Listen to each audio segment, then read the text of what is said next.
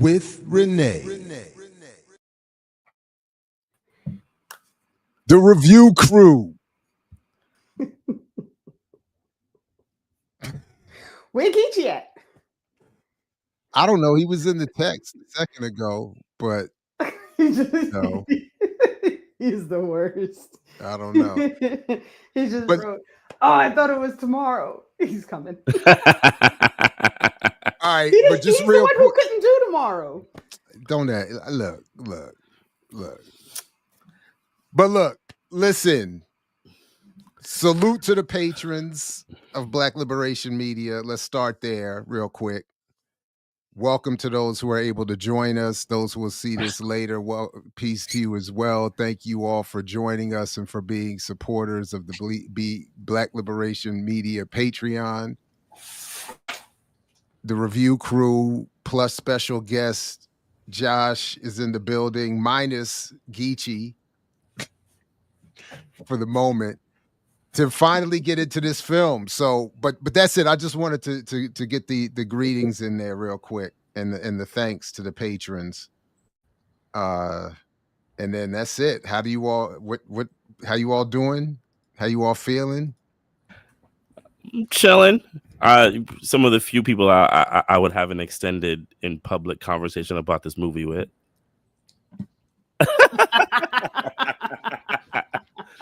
Though there are some interesting, like, I don't know, supplemental or like extension things that I've realized about, you know, Coogler and that we've shared. So like those things are even getting more interesting to me than the actual movie. But you know, we'll get into it though. All right, right on. Josh, how you feeling? Happy to be here. I'm here with some elite haters, you know, and that's what you need to dig into a film like this. But I agree there's some interesting things we could get into here. Also, I'm happy to be around some dialectical folks who can hold some of these contradictions, the things we enjoy, the things that need improvement, and the things that are just flat out bad. So hopefully we can get into those. And, you know, the flat out bad it's there.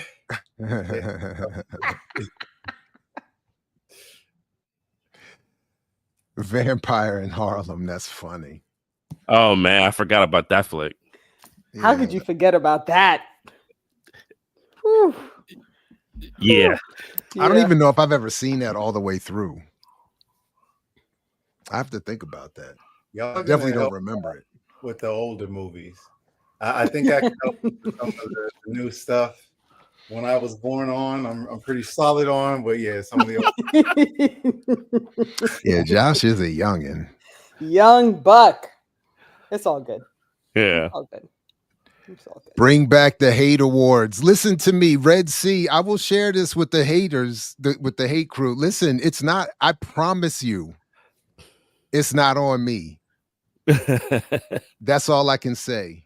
It's not on me. I have done every single thing I think possible short of, you know, forced coercion to get that crew back. But, you know, part of it is, you know, and I've said we can use Patreon because part of it was adjusting something that was built for radio and trying to bring it to this medium, YouTube in particular. But if we did it straight for Patreon, I think it's not a problem.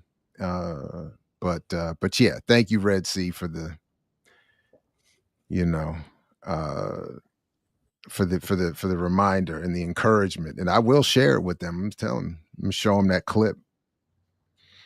Listen, this is my audition because you need to bring it back, and I'm gonna show y'all. Listen, did we get a strike? Wasn't that how we got one of our strikes? We did. Because people talking basic facts about Gandhi. And this is it was related to Kissinger. Oh, it was I remember specifically it was an encouragement that he do what he eventually did, and YouTube took that as violence. We got some friends. And I did say, because I did get a Google person on the chat, by the way. I do remember that. And I said to them, of all people, we're talking about Kissinger. and you're saying one joke about Kissinger is violence, a man who presided over the countless deaths of how many people just in East Asia alone? I was like, you gotta be kidding. But all right, YouTube is, That's what I'm saying. That sounds like a friend. Somebody we've made jokes, plenty of jokes, man, on these folks. It must have been somebody who was real mad about that one guy. But Kissinger late in his life mentored a lot of people. I mean, the Theranos woman. He was her mentor. Yeah. He was like, she's it. She's it. She's next, he told the oligarchs and the folks. Damn. So, and she was. She was literally the next to hustle up. The next big hustle. Yep. So, but oh wow, we got people canceling their meetings for this. That's what I'm talking about. If it's work, if it's work, good. So I've kind of had a first, kind of thought that I've shared. So I'm happy to go last here. And I'm very eager to hear and let you all, if you have, get things off your chest. Cause I know yeah.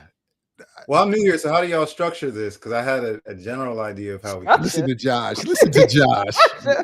That youthful exuberance structure. So I was thinking we could do it green flags, yellow flags, red flags. So like the parts of the movie that we thought, we enjoyed or that we understand why people enjoy, like the good things they did, and the iffy, and then we can just dig on in with the hate, because I know people will say, I don't like nothing. So we could start there, maybe. I'm down for whatever. All I'm gonna say is, though, some of those green flags people may throw out, I might throw a red flag at it. Good. So, no, that's what we do. Okay, all right. So let's start off. What was something anyone enjoyed about the film? Performances, leaving, photography. All right. All right. Damn. Jared, you and I got the Black Atheist tradition. So I will say I did like the commentary on Christianity, because the only Black people I've seen who don't like this damn movie are Black people in the church, particularly us. Have you seen like the TikToks, the Black Christian TikToks? They losing their mind. Oh man.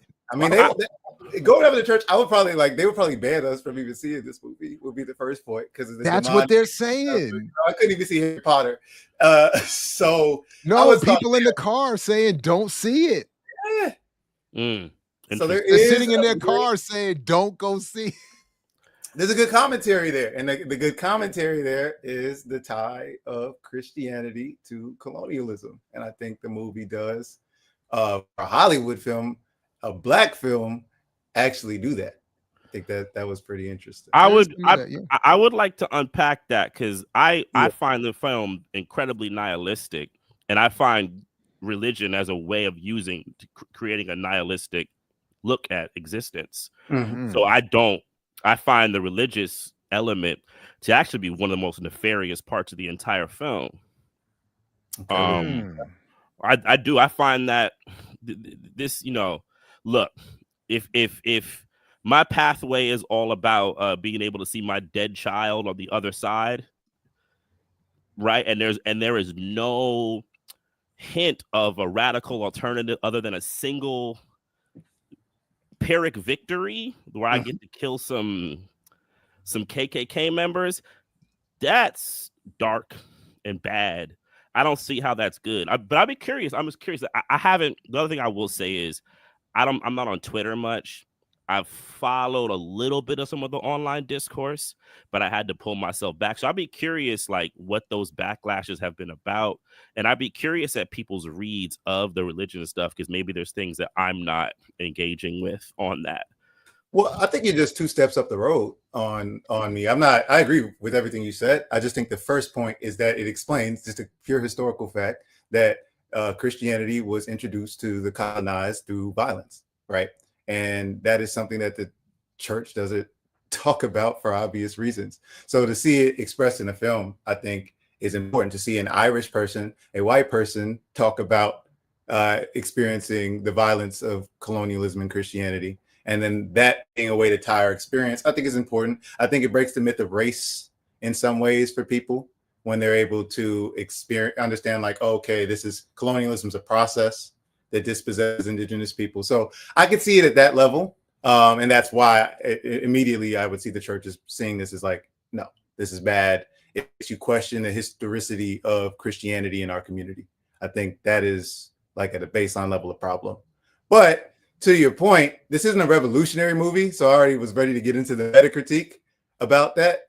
So there's no alternative. And that's what, the liberal does. Like, they throw up the issue, they throw up a world-breaking contradiction, and then they don't really get into the alternatives. I'll say this. I think when I've seen Lovecraft Country, which is tied to this movie, and Black people dealing with magic, the otherworldly, the surreal, it's just another way to extend our punishment.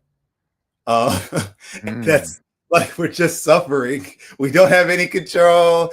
Baby died, but you alive because of this necklace. You're gonna throw away the necklace and die. And like you say, at the end of the day, if you're not replacing it with a revolutionary alternative, with an ideology, with maybe them looking back to the ancestors, this is just like, yeah, get your heaven somewhere else, after you're gone from this earthly realm of suffering, and so. Right, and the twin is the one who gets everlasting life by becoming a vampire. Mm-hmm. And then, I know we're going to get into this and unpack the whole suggestion of like proximities to whiteness that this movie is pushing discourse towards. I'm not saying Coogler is saying this stuff definitively, though. The recent FBA uncovers that have come of him using that phrase, and Tariq, Nasheed getting really excited about it, makes us have to say maybe it's not quite a suggestion he's making here. But I do find it interesting that everlasting life is given towards the other brother who has the mixed race encounter, and and then of course we can talk about her character and how that Jared, you've touched on that a little bit, but how that has gone into it. And because the film to me is very suggestive, so it's like, I think if you're not really being discerning and really, really rigorous, you could kind of go a million ways with this movie, which I think is a big feature of today's Hollywood, is to not be rigorous, is to be a bit like suggestive and a bit opaque. Mm-hmm. So you can kind of like do whatever you want and paint. So this person can be like, yeah, this is revolutionary. One can be like, oh, this is a really good time. Or, I'm thinking this is about FBA, ADOS stuff. Now this is about coming together. But on the flip side, I don't know. There are things about Coogler that I'm like, how you really feel, brother? But then considering himself and how much he's cozied up to white capital, I'm also kind of like, F you, if you really do think that. So can I just say that what Ntume just said is why I hated this movie. I do not like walking out of things and not being clear about what the fuck the point was. Like, I literally left and called my husband and I was like, I don't know what I just spent 2 hours like doing. I have no idea. Like, and I'm pissed because I'm never getting them 2 hours back. And as Ntume just explained that's what it is. Like, if everybody can walk away feeling every different thing and none of those things have to have any relation to the others, that's problematic for me. Like, I'm not a fan of things like that. It drives me batty. And then like every person that I've asked who's been like, oh, the movie was great, I loved it, I'm like, okay, why? And they don't really have a reason. And then the fact that everybody's answer for what the storyline was about so far has been different tells me that like it's problematic.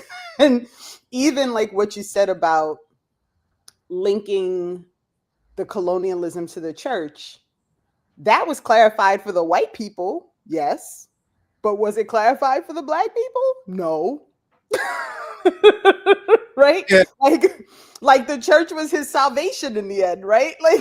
Like Well, he fought leaves it. He leaves it though. He leaves it. He leaves the church in the very end, but you don't know what he did during his lifespan. You don't know if he really left the church during his lifespan. But after he survived that night, where did he go? To the church, man. He didn't leave and go. Well, but to see his father and dad somewhere else, they live in the same house. He didn't have to go to church. But I thought that was significant to show his break, because remember, he doesn't let go of the guitar, and then you see him holding on the guitar. So the idea, and this is why I think some of the Christians that I have watched, I'm not going to lie, I've watched a number of these TikToks, and some of them, you know, what they're saying is he's rejecting the church. And some have picked up on, because again, Coogler could have done a better job. And this is why I was saying, like, this is the film Crossroads back in the day does a better job, I think, of connecting the blues to the negative quote unquote spirit world with the whole selling of the soul to the devil. It's made more clear. It's not as heavy laden in this film, but folks are still picking up on the fact that that's ultimately what he seems to have been doing. He's saying, I'm rejecting the church. I'm choosing the sale of my soul to the underworld in exchange for the career we see him end up with at the end of the film. And by the way, that would be a green flag for me, is the appearance of Buddy Guy. I have to, you know, I'm a big fan of the blues, of Buddy Guy. I'm a sucker for that. So that would have been in my green flag category. Yeah. I want to be charitable to the film, like, and try and read it on its own terms. So that, I do read it that way, Jared, to your point, Renee. And I will say, we could get into some of the critiques at the same time, but we laid a lot in there. The Hannah Flint, for folks in the audience, is the 2 interviews we watched, or I watched 2, one with Delta Slim and one with Coogler before this. And so this point about the vagueness, and your point, Mtume, about like that's modern Hollywood, like vagueness, bad politics or liberal politics and plot holes, is the same thing with Us, which I promise you, watch that movie. Tell me what the hell is supposed to. I don't know what. There's so many plot holes in that damn movie, and it's just deep. And it's, you know, it's a bunch of rich people smelling their own farts at the end of the day and saying it's good. But with this one, like, you could tell in those interviews about Marxism, about capitalism, about actually having to claim a revolutionary politic, that one, they don't talk to the left. That means particularly the Black left. So it's all this stuff like, you know, there are Black reviewers out there. There are people like Mtume out there, right? Like Brooke, shout out Black Girl Writing, who I talked to about this, who know this shit. But he is like super enamored with Hannah for saying basic shit about Marxism. And, you know, Marx said capitalist vampire. Yeah, Dr. Sundiata said that last night. So it's all this shit. And he's just there like giving this non-African person all the credit in the world for seeing through it all. But there's no politic. They get off by saying it's up to you to claim it. And if I recommend y'all watch the Lando interview, the Delta Slim one, where the whole time he's, this is so deep. Whoa, we're doing a lot here. It feels like it's been 2 hours. This should be at Oxford. And like, bro, this is, you know, so that's how I've been watching this, like the Marxism, the capitalism, whatever revolutionary analysis that some folks might feel is here, they're very much reading into it.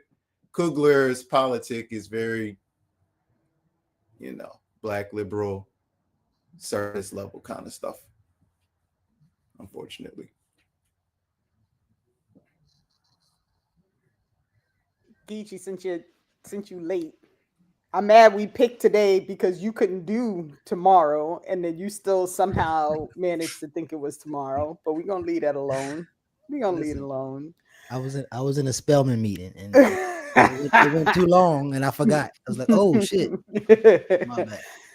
Do you want to give a general real quick before just? Yeah, no.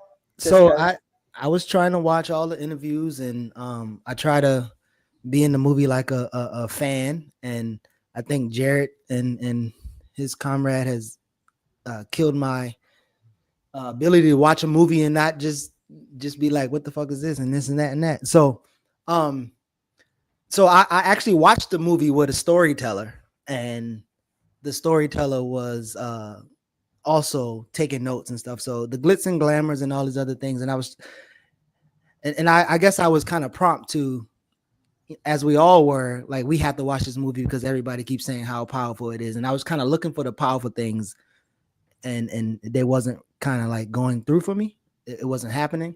And then I think watching the interview, I think Josh was just talking about, made me feel even worse about the movie, because again, Ryan Coogler did not have any intention to do any of the things that this white lady was asking him. And then, as Josh says, like, it's up for your own interpretation, kind of shows you that all this argument of like he's so deep or whatever is like he actually proved that he just making some entertaining films. So that's my start. But the one thing I will say about that interview also with the South Asian British sister is, dude, Coogler tried to get out of answering questions though. I mean, dude really acted like he had a gun at his back. I mean, it's kind of incredible. And like, look, I don't have any like, you know, real like expose stuff. You know, when I met Coogler some years ago, I would say he's a very nice guy, but that interview was consistent to what I experienced with him as someone who's really interested in Hollywood and the Hollywood game and how it's played, right? And being completely calculated, because in the middle of the interview, you do realize he calls for his wife. He makes a joke. His wife is like his like manager, exec. You know, she's like his, and almost to like clear, like, should I keep doing this interview? That was kind of like what he was doing. I was like, yo, should I keep doing this interview? That was like really what he was checking on the side to do. And I think the reason for it is because he exists in this space where I think he wants to create this kind of online discourse, but he wants to have no accountability for it. But obviously he wants the credit for it, right? He wants I think he's seen what Peele has been able to do with that, with the kind of Easter egg hunt movies that are really popular now, the kind of, you know, the bullet point. And this is not just black filmmakers. I mean, though I will credit Peele, I think, for making, or discredit, whatever, give him the credit for influencing, I think, what has now become a wide range thing in genre movies of these kind of Easter egg hunts in movies. But Peele likes to take credit for it. Coogler is different. He wants to kind of be able to peel back and like say, hey, do whatever you want. He has this silly quote out there that's saying he doesn't, you know, there's better people with opinions. I'm just here to give an emotion. And I'm like emotions don't come from opinions. What the hell is that stupid ass comment? That'll make no damn sense, right? It just doesn't make any sense. But when I watched that interview, it was very clear to me that two things. One, that he wants to kind of stoke stuff and like be able to like dip back. But the other thing is that he just wants to stoke. He has no real want to kind of make really complex questions. Because if you look at the film, there's so many things that are incongruent. There's plot holes, but also just like incongruent. And when it comes to like the sense of the motion and the exploration of how this thing would go about. So it's just it's all very weird to say, and I gotta collect some other thoughts, but yeah, that's kind of what I want to throw in there. Yeah, so I think that also makes me think of, maybe we talked about this before, how like in organizing spaces, you can use art to develop codes among your people, and so there might be an art, and everybody kind of say what they see, and then it develop. But even an organizer who's doing such a thing to develop codes has a political direction or a way that they're gonna kind of pull you in. And so I can hear the argument, like creating dialogue, and that dialogue to go a particular place. But I do think that will be whack to be like, this was my intention, and when you know that wasn't your intention, or you don't even have those politics. Even I think in that interview, when the white lady asked him something about, I think, Marxism or socialism, he was like, oh yeah, I'm from Oakland. So that automatically makes me a Marxist or somebody who understands it. But so, and then again, that none of that showed up, because again, in terms of, and I did hear Charles blow the devil, but maybe I was just making up things. But when they go back down to the South and start a juke joint, it kind of goes right back into the small ass industry that black folks can engage in. And even that, they can't really control the industry. So that's actually something I would like to get in at some point, is this idea that there's a complex black capitalism critique Because I don't see that. I've been hearing that one a lot. I wouldn't say it's complex. They're there. Like, again, they're there at the surface level. So Kahinde in the chat is pointing out the Coogler talking about how with capitalism we now turn a system of healing into property. You know, we do that to a people that have been turned into property. So describing, so that's a baseline. That's baseline true, and I think that's what's going to draw so many people in because it's radical. It's a kernel of truth. But then from there, where does he go with it? Like, it just is up in the air. And so Andre says, should we view the movie from that lens of Black liberal creation? Like, absolutely. Like that, then it makes sense. This is a Black liberal ideology throughout the film. And to your point, Geechee, you already mentioned it. Like, are the African storytellers in the room with us? Right? Even using the term griot, for example, was Jared, you said, like, that is not a term. I learned immediately when I said it. They're like Jabali, other terms like that. So you're using even the colonizer's term. Who is this film for?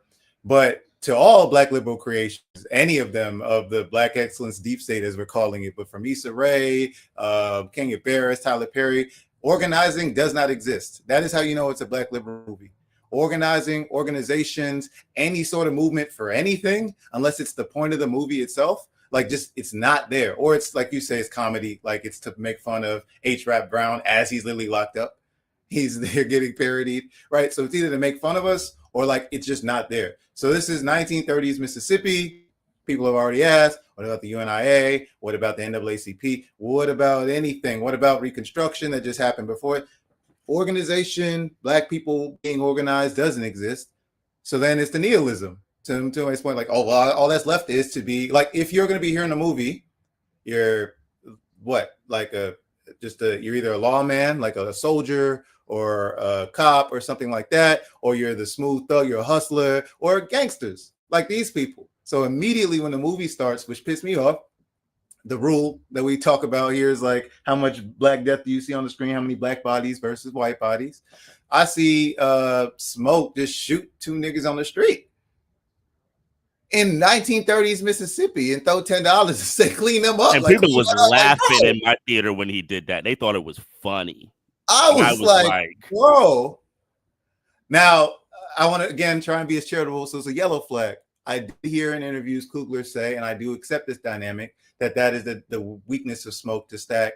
And so if Stack were there, he would have been pulled back, perhaps. I can own that. I can actually accept that as characters, but it just points out my major point, which is that these are gangsters. These are not revolutionaries, they're not community organizers. They're just people there to try and get some money. That's why they talk about they were hoes. Like, even and again, can we just be clear? And people who stole a rack of shit right, and brought it to the South to sell to their people. Like, can we just let's also be clear about the intentionality, because again, Ryan Coogler is not some just director who fought the sky. This is Judas and the Black Messiah. This is Black Panther. This dude. So I think he is somewhat vague and vaguely familiar with the history, and then he just bastardizes it. Like, that's kind of the whole thing. I think there's probably, I would guess, something to the fact that Stack is the character that's dressed in red, and he's the one who talks about running to Chicago and pimping women and is with the white woman. I think that's a Malcolm reference. I think it's pretty obvious. I think most of us, even if we aren't aware that it's Detroit Red explicitly, like in our cultural memory, that's there.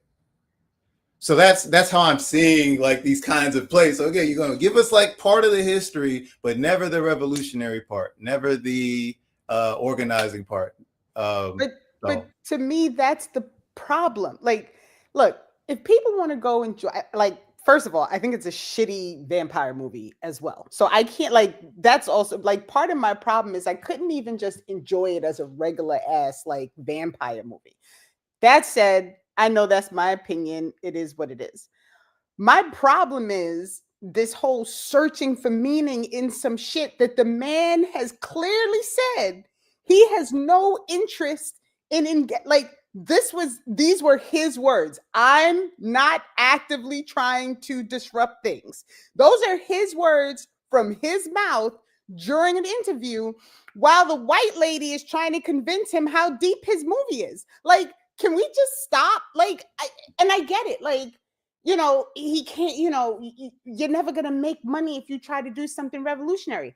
Exactly. Like, exactly. It's never going to happen. So how about we not invest all this time and energy in trying to like, you know, like find this like little trinket of like, maybe this is the revolutionary thing and maybe this is the like, the man is very clear. He ain't trying to start no shit. He just want people to go to the movies and buy some popcorn and go get their latte after. That's it. That's what he cares about. He don't care. Like all of this like searching for meaning in the movie, the reason the movie is so like crazily everybody can walk out is just for that reason, because he wants people to have this dialogue so they go see the movie and he makes his reward. Like that's what he cares about. That's it. That's why. Yeah, absolutely. My point is not just like it's a black liberal. It's the ideology of the black liberal. My thing is also the stealth history, though. That's the counterinsurgency of it. Like I'm saying with the Detroit Red references, like the reason people think there's something deeper there is because you keep referencing deeper shit. Like that's his whole bag. Let me ask you something. How do you know that? How do I know the Detroit Red? Did Ryan Coogler say at any point in time in anything that he was secretly referencing Detroit Red with you? No, my point is he wouldn't say that, but he's doing That's my point, right? Like you're assuming that was his thing. Be clear.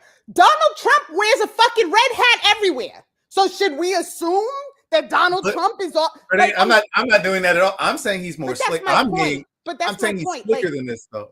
But that's my point. You are assuming that. You're making that assumption. It is all assumption. It is you in your mind feeling that, getting that feeling, and thinking maybe that's the thing he's trying to do. Well, I'm doing that based on prior evidence, because that's my point. I'm saying this is not just a random person. I'm saying this is the person who made Judas and the Black Messiah and who made Black Panther and is making Ironheart, somebody who's paid by Disney. My point is he might be more, and like in Tumoy's point, as somebody, his partner behind the scenes, telling him what he can and can't say. My point is actually that he might be including that intentionally.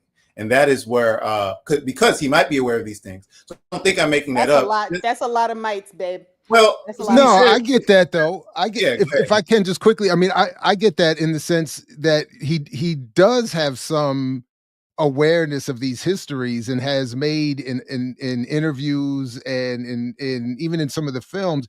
So what I hear when I hear Josh making this argument, I'm also seeing again what Obama did, in particularly his first campaign for president, is to make these allusions to things in Black history and to the Black community that he knows they will fill in on their own, or that his handlers know they will fill in on their own. And that's why so many people will have even an unconscious, visceral, positive reaction. And then when you ask them, well, what is it that you like? They're like, I don't know, But it's similar to because I do know, for instance, like in addition to what has been said publicly, there are people in our 6 degrees of separation who have been invited by Coogler to sit down and have discussions about these histories and these folks. So I know he's hearing and has heard at some point, in addition to whatever other formal study or anything else he's done.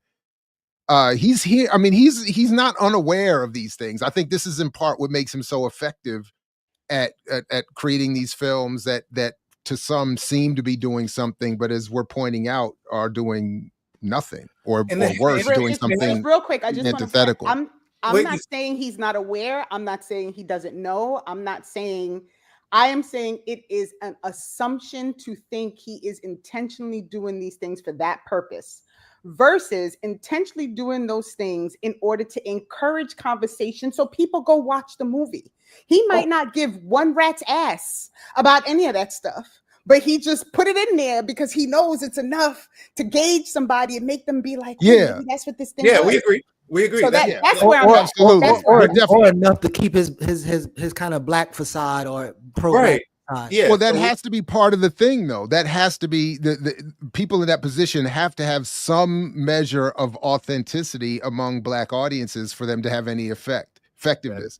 So yeah, I don't think he's intending to. I don't think he's even convinced himself that I'm slipping these messages in to create this subversive, revolutionary, blah, blah, blah. No. I think he's saying, I know my people want some reference to Malcolm X, but so I'll give them 3 degrees removed, unrecognized, covertly, and then I'm saying, I'm not trying to drag you anywhere. And then as he also said, I'm going to let you fill in the gaps. Yeah.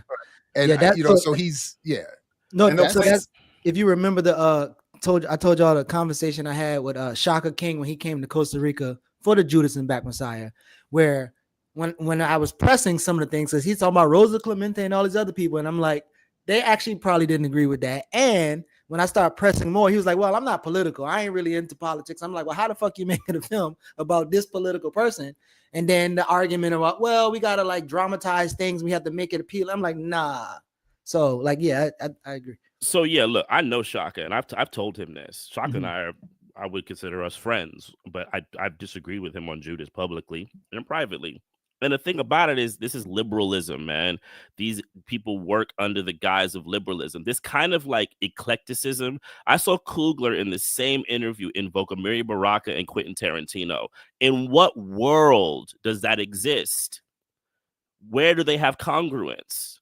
He's talking about he calls Christopher Nolan for life advice. A person who calls Christopher Nolan for life advice is not someone who's going to make a film about Black politics or Black consciousness or Black history in a way that's going to have any real use value for Black people.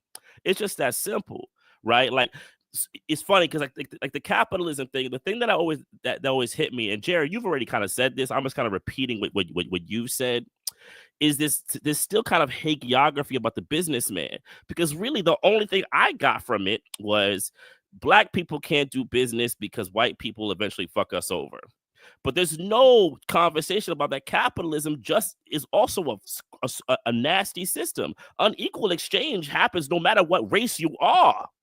Exactly. It's not what it is. It's these really empty things, but he's trying to do it for liberals, for the Black liberals who think they're somewhat political. They're gonna love this movie. But what I find so nefarious in it is that it also stokes, I even think sometimes subconsciously, some of the things that people have hangups about. Like one thing I did see online is when the Asian sister, who I also went to school with, ironically, but the Asian sister, when she says fuck it, we're gonna fight them, they call it a betrayal. So what have the ADOS folks said online now? See, that's why you can't have unity. That's why you can't have solidarity, and they're gonna go for self and screw over the Black people. It's these things that they're doing, and they're putting these things together. Is he conscious of it? I don't think he's for. I said, you know what? I want to go stoke Asian and Black anger, but this dude is definitely like, look, I want to create some kind of like drama where that's like super whatever, and people just can have all types of feelings. It's this liberalism. They don't have any real convictions, right?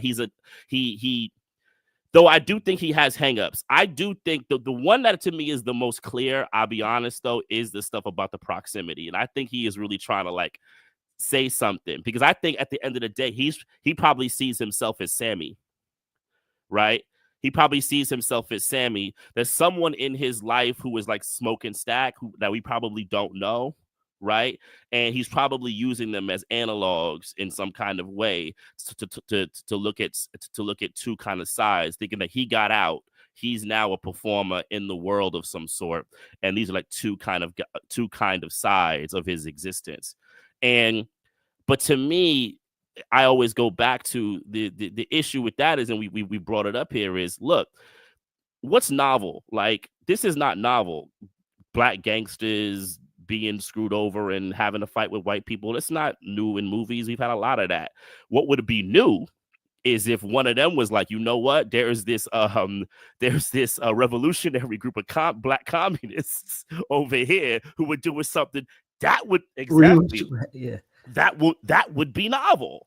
Mm-hmm. That would be something that we have not seen before, right? You know what? We tried to do this juke joint thing. This shit don't work. Why? Because capitalism is in. Actually, maybe it did work in a way, right, for them, but it made Smoking Stack rich, and all the other Black people didn't get anything. Yeah, So just quick quickly question. Go ahead.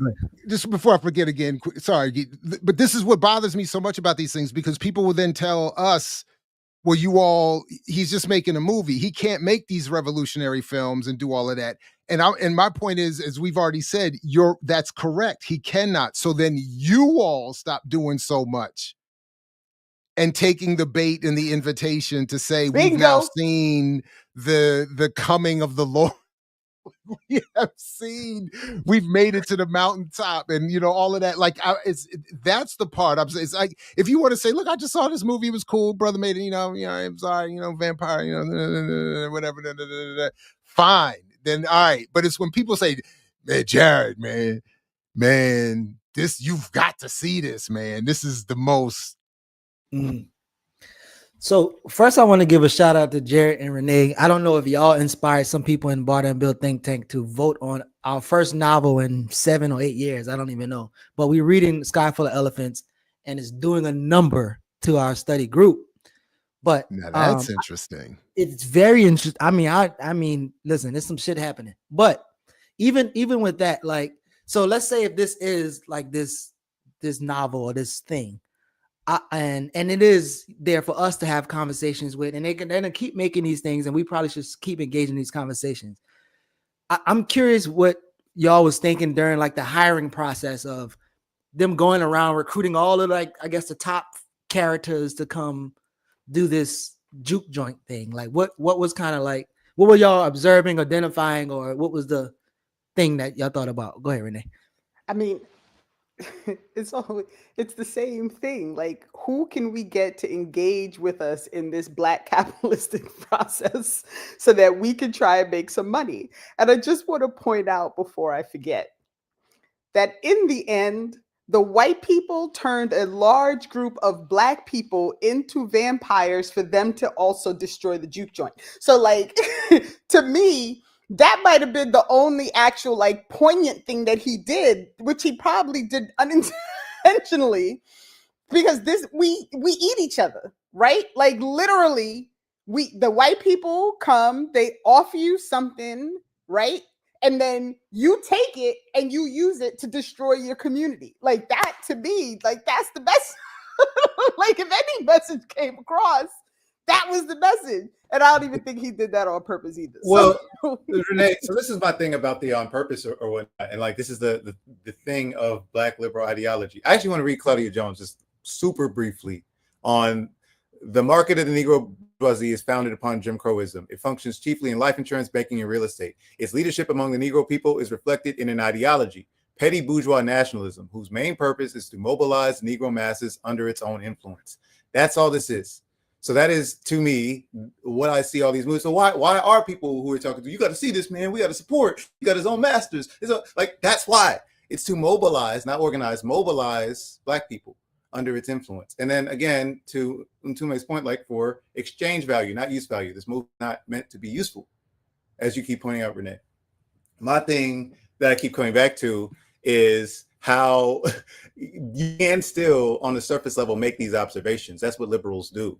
That's what Parenti, when he describes Marxism, one of my favorites on it is like, it just traces the outlines of things, but never talks about how they interrelate. So that's all the social sciences do. That's all these bourgeois people do. It's funny they keep saying they're artists and not academics, and keep trying to draw that distinction when it's the same shit. Like, you won't claim socialism. You won't actually talk about these things in real life. Decolonization is metaphorical. Apparently, you need to be told it's not. Like, all of that is academia, and it's art too. It's the same shit. So to me, they're not grounded in anything. They're mobilizing us to act in this sort of way. And you can still observe, trace the outlines. So Dr. Sundiata liked this movie because he said, again, Marx talks about capital as vampire and dead labor. These are some of Marx's observations. They're pretty basic. Like, anybody who can observe the Marxist method or whatever could realize that. It's, again, the commentary about, like, the deeper, what are we supposed to do with this information? So everyone's seeing the outlines and thinking it's the deeper connections. Go ahead, Jerry. No, and I'm sorry, just in one of his interviews, Coogler said, I chose the vampire after considering every other form of boogeyman because it's popular in people's consciousness. It's like, it's got, like, it's an easy they're the bad guys. They live forever. They dress stylishly. He said they're steeped in the popular consciousness. So he was like, I'm just pulling from it. And then, so yeah, for that's that. I even said it myself in that interview when he's asked about it by this clearly more advanced thinking interviewer. I thought he was I was waiting for him to make the very basic, well, Malcolm X said, show me a capitalist, I'll show you a bloodsucker. I was actually waiting for him to say that because it's such a basic, but he wasn't even going to do that. He's like, no, it's just a popular thing. It's vague, everybody, you fill it in. So Sundiata will fill it in. I got the thing, Dr. Anthony Browder, well, I don't actually technically not a doctor, but Professor Anthony Browder is going to give a presentation this week where he's likely gonna, and I'm sure there's some African-centered approach to twins. Something there's with the Beyonce thing that we talked about, the Beyonce chorus, and now they're doing a Bad Bunny chorus. So it's other colors. It's the same. It's the same. They're doing a Bad Bunny chorus. Yeah, because like I said, when did that new joint he's got? My daughter got me that baile involable, the forgotten dance or whatever. That joint, he went to some classic salsa. That joint killed the joint. But yeah, but I'm not about to teach a class on how he's a decolonizing, anti-colonial revolutionary. And not in the United States and all these things. Look. But this is something like it. To me, there's one thing to take a popular piece of media, right, and say this is how they're coding stuff to keep colonization around, stuff like that, to really critique media that's out there and how it's worked to kind of get us to buy into this American social project. But this kind of other thing, to take this media, this content that's created by Hollywood, and to always feel like you have to inject it into the populace and find these positives. To me, this is a part of exchange within capitalism that is really, really pernicious, because all it does is keep Hollywood afloat. And there has to be a reckoning with this. There has to be, right? Because then we keep justifying why we need to keep Hollywood. At the end, you're no different than people who say we need to integrate the Oscars, in my opinion. At that point, I'm sorry. Oscar's so white. I'm just gonna say, I say this as a black filmmaker because they're gonna say, because there are tons of black films you could go get this stuff from that have been made that are radical and revolutionary, and tons of people who can make this stuff that you need to be supporting instead of Coogler who don't give a damn about y'all. Let's just keep it real. He don't. You know what I'm saying? He is not. Look, he keeps a really good distance from black politics. Right, a big distance. He makes sure to keep that distance. So when the shit hits the fan, you think he coming to help? Oh hell no! But you can go buy his ticket. You can buy tickets to his movie, and it's like it's part of the exchange of this culture that's really, really funky. That I think we're not acknowledging how we're being used here. Yeah, but he couches it in black ownership, and that's what's gonna again. Exactly. This is my thing, Renee, and with liberals, whether they're aware or not, a lot of them don't have to study deeply to perform your role as a comprador, coon, whatever. It doesn't take you to know much outside of your immediate sphere. So again, how aware is he or how aware isn't he? In that Hannah interview, he says, oh, when you talking Marx, I'm from Oakland. So we have, you know what I mean? So he's dead ass. That was a good one. That was a good one. It's the wink and the nod. It's the black liberal playbook of oh, I'm really from y'all.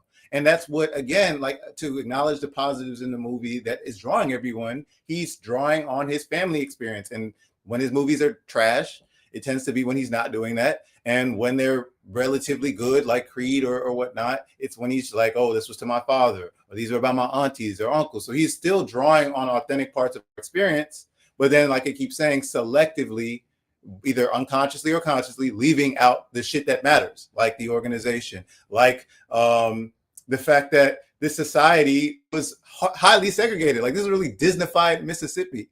And maybe we could use this to transfer to this next part of the conversation around the Mary character, but like it's not. It's again showing society, but not really showing you society. It's making false consciousness. So like this is nothing. I mean, okay, all right. Watch the second and the third one, and then tell me that it's like it's better than the third one. The third one's just the black bougie, like fuck you, the people who hold you down in the hood, like they're holding you back. Get your bag and move out to the hills. So compared to that, yes, a black man talking to his father through whatever is slightly better. Yes, I will. So on that. I do know notice how like we all kind of like look at it and we might see things that resonate with us and want it to be something. So when I first saw the Praise House, I'm like, oh, Charleston, we got praise houses, and there are some singing and dancing in there, but there also are organizing to happen in there. And so you'd be like, damn, it would have been dope if it started with a meeting in the praise house organizing, but the reality is it would lead to the meeting about the black business. So it really wouldn't land where we wanted to land anyway. So that's a really good point, Geechee, because I was just listening to something recently over on Millennials Are Killing Capitalism. I forget the name of the book. The Republic Shall Be Kept Clean it's called. I was listening to this episode, and they were talking about over there the history of breaking up organizations. And one of the things that the writer was saying, he escapes my name right now, is that people have these ideas that these types of organizing was only happen amongst white people, and that's just not true.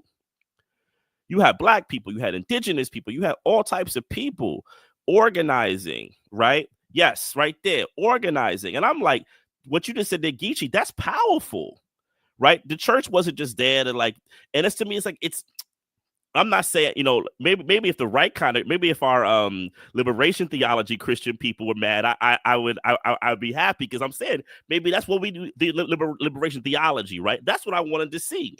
They walk up in that church and they organize it to take out the KKK and make a socialist pact, do something, anarchists, whatever. It's like this stuff to me is tired. He's using the same tired things. Like when I watched the film, I did not feel like I was breaking any new ground, even in terms of like Hollywood imagery.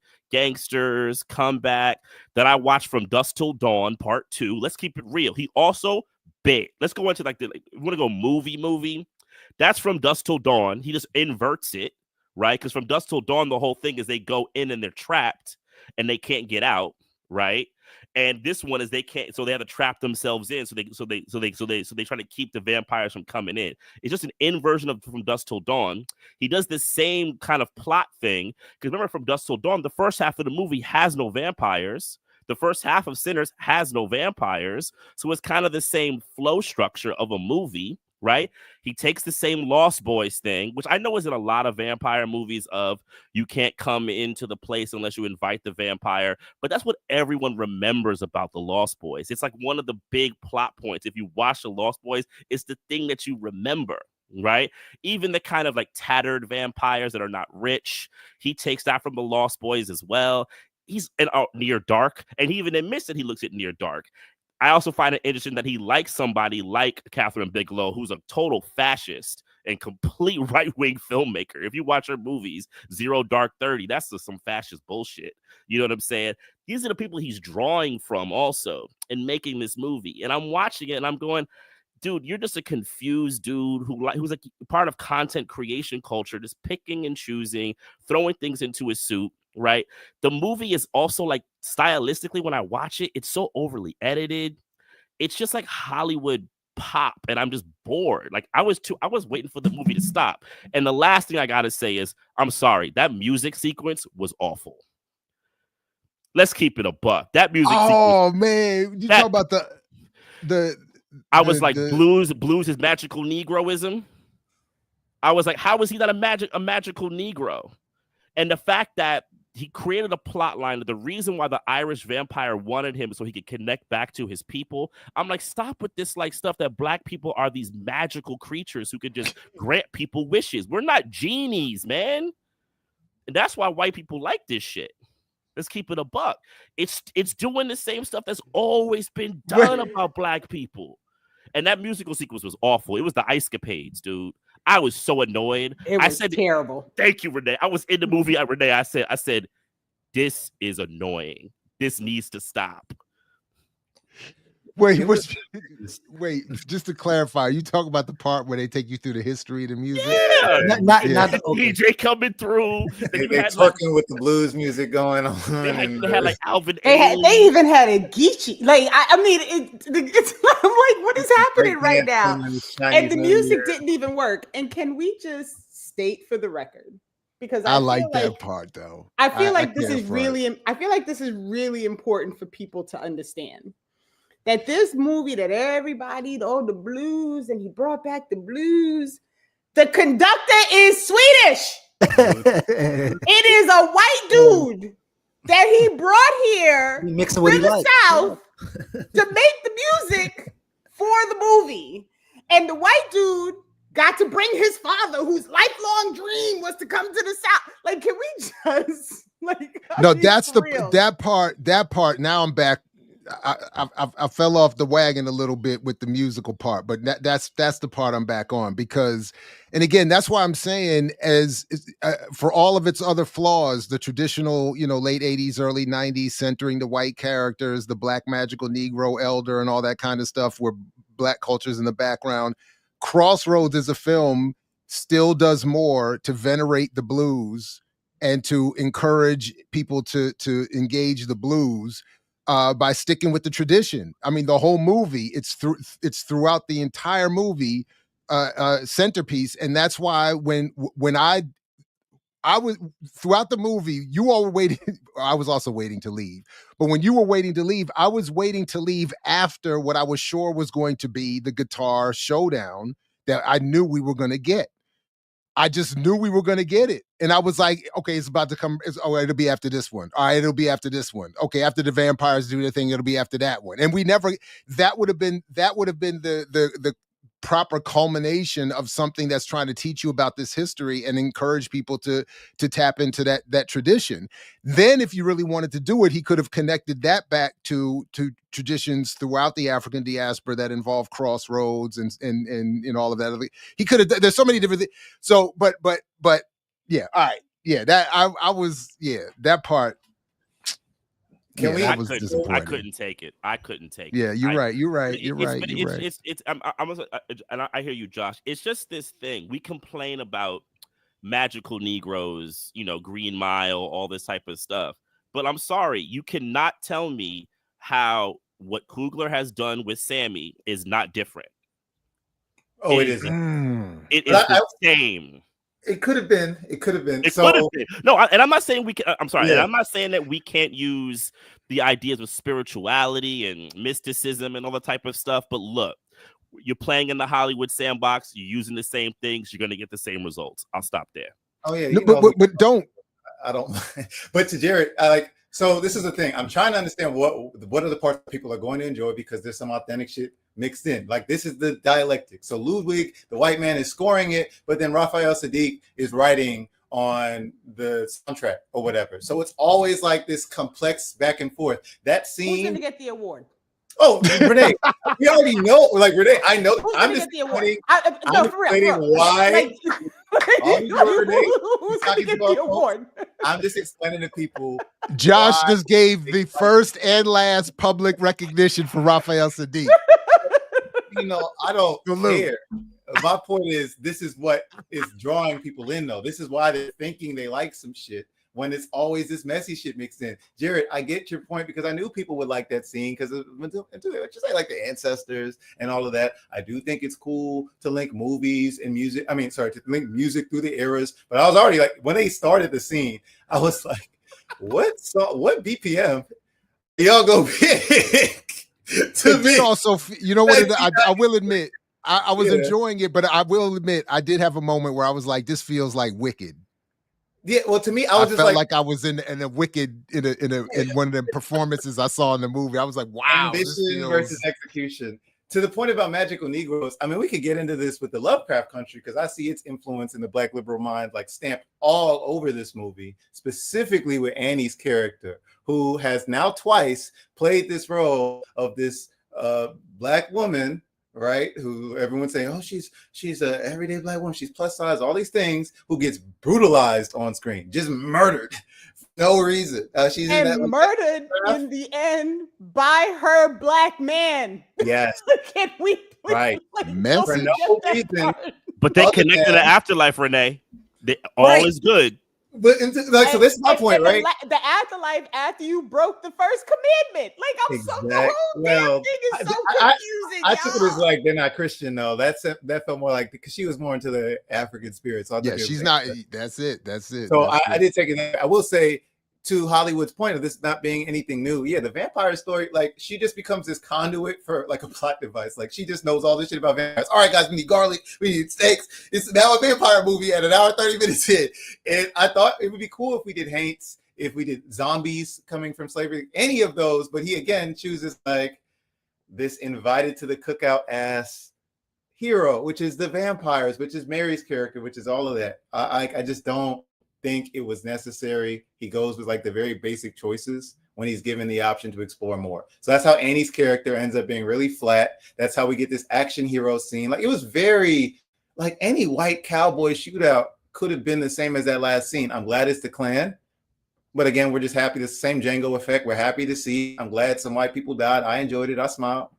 I'm not gonna lie. Green flag.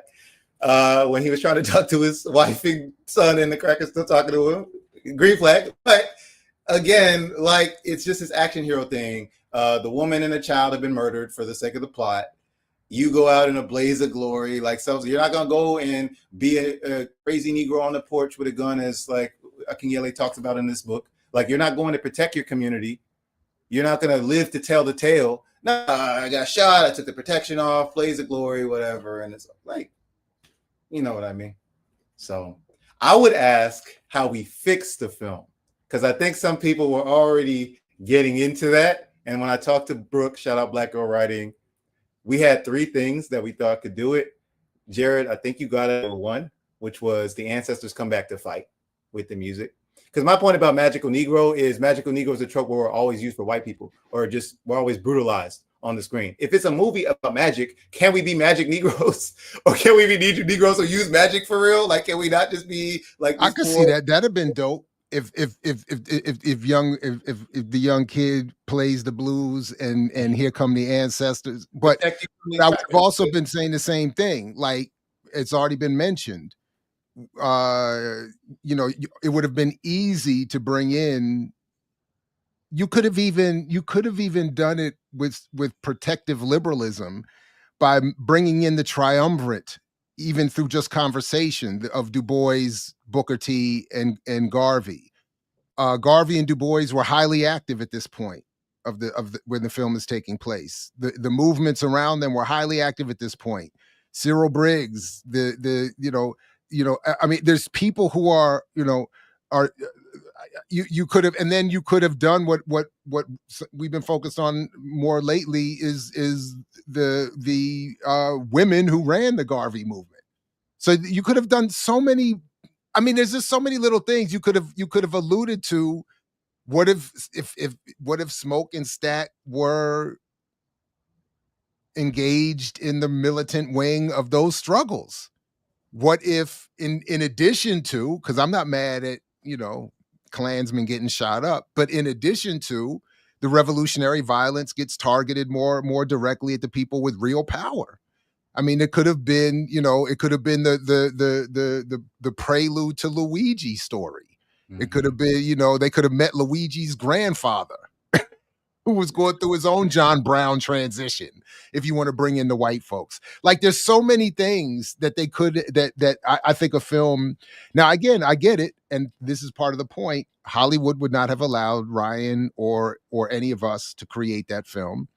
But that has to be, I think, part of the critique. And I think the intellectual prophylactic of sorts before people go see these films, to say, if you're going to call it just entertainment, then don't come out with your fists raised talking about you just participated in the struggle. Look, he couldn't have brought any actual historical reference, because all that shit happened a year after the entire country crashed financially, and none of that. That's a really good point. That's a really good point. Not even a drop of that. They were a thriving community, completely unaffected by the Great Depression. Yeah, they didn't even mention Black Wall Street for that. Now that you mention it, I would want that, but to white Renee's point, like we said, this was a Disney-fied Mississippi, in the middle of the Great Depression. All the grocery stores just full of food and supplies. What else? They're at the train station, and white people and black people are just chilling side by side. I was like, what was that about? To two critiques from our network. So Crip Hop Nation, again with representation, because I don't mind representation, it's just got to be done properly, pointed out that it was a missed opportunity with Delta Slim. He could have been blind. How a lot of blues musicians at the time had disabilities. Like that was kind of why they were forced out of the labor market. So like the whole conversation around labor is just missing in the film. Again, to his point about not being deep about capitalism. So Sundiata's like, we see this movie take place on Saturday and Sunday. What about work week, essentially? Like I even think it's kind of crazy how Stack just pulls up in the middle of a field with some sharecroppers in the middle of the day shooting the shit. Like, yeah, just come off working with us. I was like, yo, that's how this works. We could just go. And how about looking at him being like, nah, my wife, and her being like, no, go. Like, you go. I'll like, what was that about? There's so much to hate, y'all. Jared, I know you already probably did this in one of your critiques, but the ball signal definitely came up when these black entrepreneurs robbed Al Capone and them, only to come back to set up a black business specifically to black sharecroppers who ain't got no damn money, and they're gonna thrive on this. No, but this to the point that it's already come up in our discussion here. The a lot of the response in defending the film that I got was saying no, but so Jared, he's showing you that black capitalism doesn't work. This was his critique of black capitalism, and I'm saying absolutely not. It's saying. It's, to me, it was still validating black capitalism is the only legitimate way out.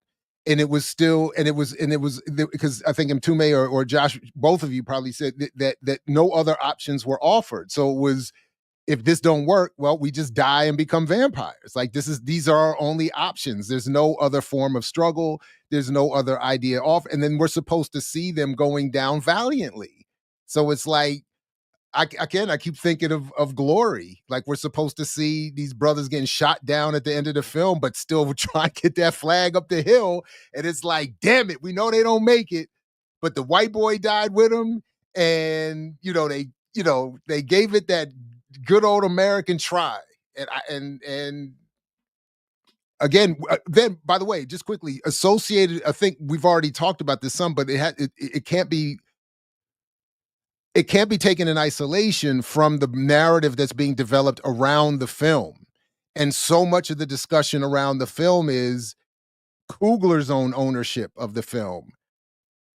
This being him making a statement about the history of black exploitation in this country with so all of this is saying, we've been ripped off so much, but here's a handful of people trying to just get back a little bit.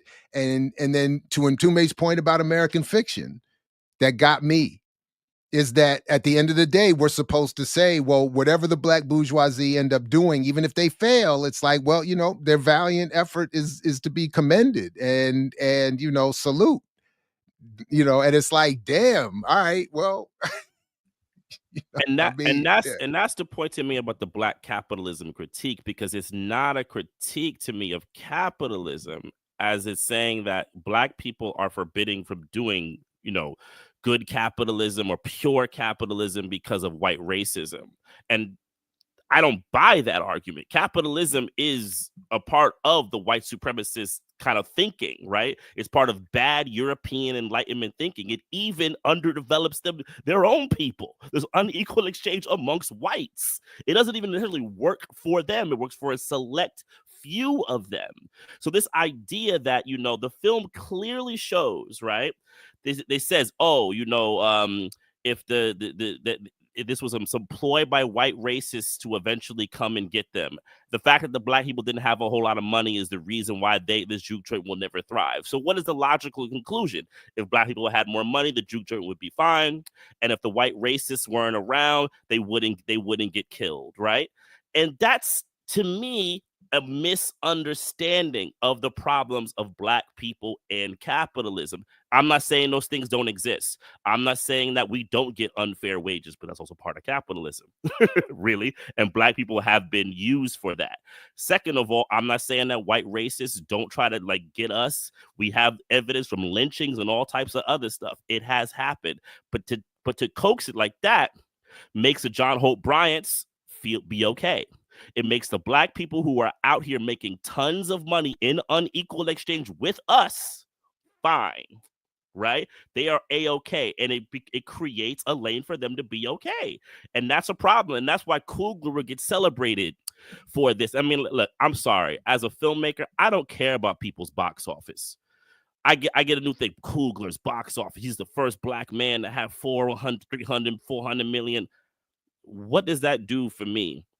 Like, I don't understand what that does for anybody in our community. We still broke. You know what I'm saying? We still ain't got nothing. That right? boy can sing though. He can sing though. That boy can sing. That boy good. He good. That boy good. That boy good. I hear y'all. I read it slightly differently, but I'm like, I think we get to the same place. So I want to complicate it because I do think so. I think he's doing what liberals do, and I think we've already covered in this conversation. He's making something for the sake of conversation, for exchange value, whatnot, but it has to resonate with the masses. Again, mobilizing us under his influence. So the way I see the film is similar, and again, that art academy distinction that they try and make that isn't really there, to how Mercer Baradaran's book is, not as in depth, but where you read The Color of Money, there's no way that you can think black banking and black capitalism works after you read that book, start to finish. It just kills it. Like start to finish. But where is the solution? So if you get to the observation that black capitalism cannot survive because of white racism, which is true under capitalism, right? Then the next question is, well, where do we go from here? Or what do we do? The black liberal, the academic, whatever, they're really good at selling you a conversation around the problem.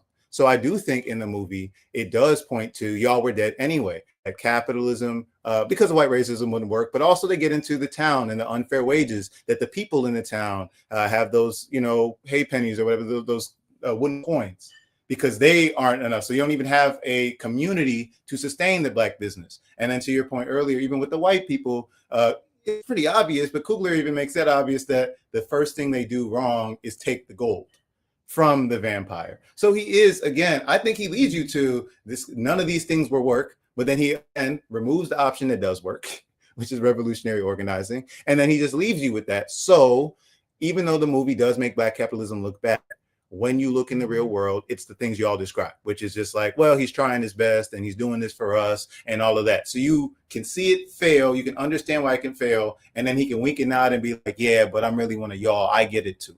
That's kind of how I'm saying it. So I don't think the film opens the door for black capitalism. I do think it kind of shows it's a dead end. That's the whole y'all were dead anyway thing. But again, what do you do? Support Coogler and give him money. Like that's what, Josh, that's fair. I wouldn't even disagree with that. But what I would say is that's also a part of the nihilism and kind of defeatist culture that's very, very big in America, right? Look, there's many people who think, yeah, man, nuclear war going to probably happen one day. So whatever, let me get mine in the process. That's still a very pro-capitalist, pro-liberal, do-for-self attitude that works within the capitalist system, right? So I would agree with you. I actually think both those reads can be done there, right? Because it works within liberalism, right? So black people be like, yo, you know what, man? I might get shot by ate by some vampires. Might as well just go get mine until I do. And I've heard versions of that from our folks. We know that, right? For our folks who are up in it, who believe, Can we get into the Mary character off that? I agree, by the way. 100%. Before you do, I just want to make a quick, because Kahindi says, you see, if I had a mass of young folks in my class who watched Sinners and loved the film, I would fill in that gap in the direction of black radical tradition rather than shit on the film. I don't understand why I can't do both. Why can't I shit on the film because it's a shitty film and also close that gap? Like, why do I have to pretend like it was a good film? right? Like, You can't have I to do just- both, Renee. right? Not Like, only you why, have why, to. but why can't I be like, okay, y'all like the film. Here's why I don't like the film. And let's have a conversation about that, right? Like, can I be like, I'm so sick of people being like, oh, like, why do you have to, like, fuck all that. I didn't like the movie, right? Like, period. I didn't like the movie. If there's counter-revolutionary shit in the movie, you right? have to address it. Like, so, and so to me, my part of this conversation is like, I'm gonna be clear about where I'm at, right? And then I am going to explain, like, we can have this conversation about why I take issue, but I don't know why I have to pretend like why do I have to pretend like I didn't dislike the movie? I'm just like, I don't. You should be honest. I do like what I hear Jared's approach sometimes is like, oh, the singing was good, and oh, like these are some beautiful actors, and then boom, and then go into it. I mean, I don't know if Candy is asking for something like that, but like you can acknowledge that, like, damn, oh, like these people are. I mean, I think you can acknowledge that people. You can. I don't think. Yeah, I don't. Yeah. First of all, I agree with Renee, but I don't think you can. I don't think you can acknowledge people's humanity and why they might like something, and then explain why they shouldn't. I don't see. Yeah, I do it all the time. I do it all the time, and with you all the time. But not only that, like, if I go see a movie by a white person and I think the movie is shitty, and I talk about why the movie is shitty, and I don't go into any, like, I just thought the movie was shitty. Like, why do I have to hold back because he's black? Like, what the fuck are we talking about right now? Is that like, are we for real with this? Like, well, yeah, like that's not fine, like, though. Like, that's not it. Like, I'm not. I didn't say like, I haven't said like people shouldn't go see this movie and they shouldn't waste their time. Go do what you want to do. I didn't like it. I didn't enjoy it. It was 2 hours I'm never going to get back. I'm never going to get my money back for paying for it. But I do feel like, part of the conversation has to be a lot of what Josh is saying, like pointing out, like, and this is, again, my overarching issue is whenever something hints at some shit enough to create conversation, but the person is telling you literally, I don't care about none of that. I just want to make my money. I just want people to go to the movies so I can make my money. You have to stop ignoring what people are telling you about themselves, right? He told on himself. He said it very, very plainly. I'm not trying to start nothing. I ain't trying to do no real shit. I just want people to go to the movies so I can make some money. That's it. That's what he wants. So to me, any little thing that happens outside of that you can pull from it or derive from it or whatever, you can use that to engage in conversation. Absolutely. But do not be deceived by the person who literally told you he's not trying to push you to do shit. He just want to make his money. So can we not, like, I don't want it to, like, this is what this is all of, like, this is propaganda at its best. The man told you clearly he don't give a fuck about none of that.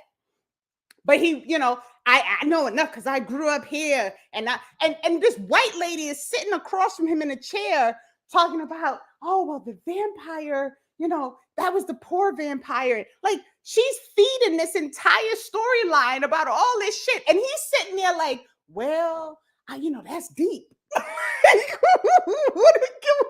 Y'all, come on, man. Just so you know, when I hear somebody start clapping when they're talking like that, I start looking for the exits. Just making sure I know how to make sure I know two ways minimum out the room. No, I want to.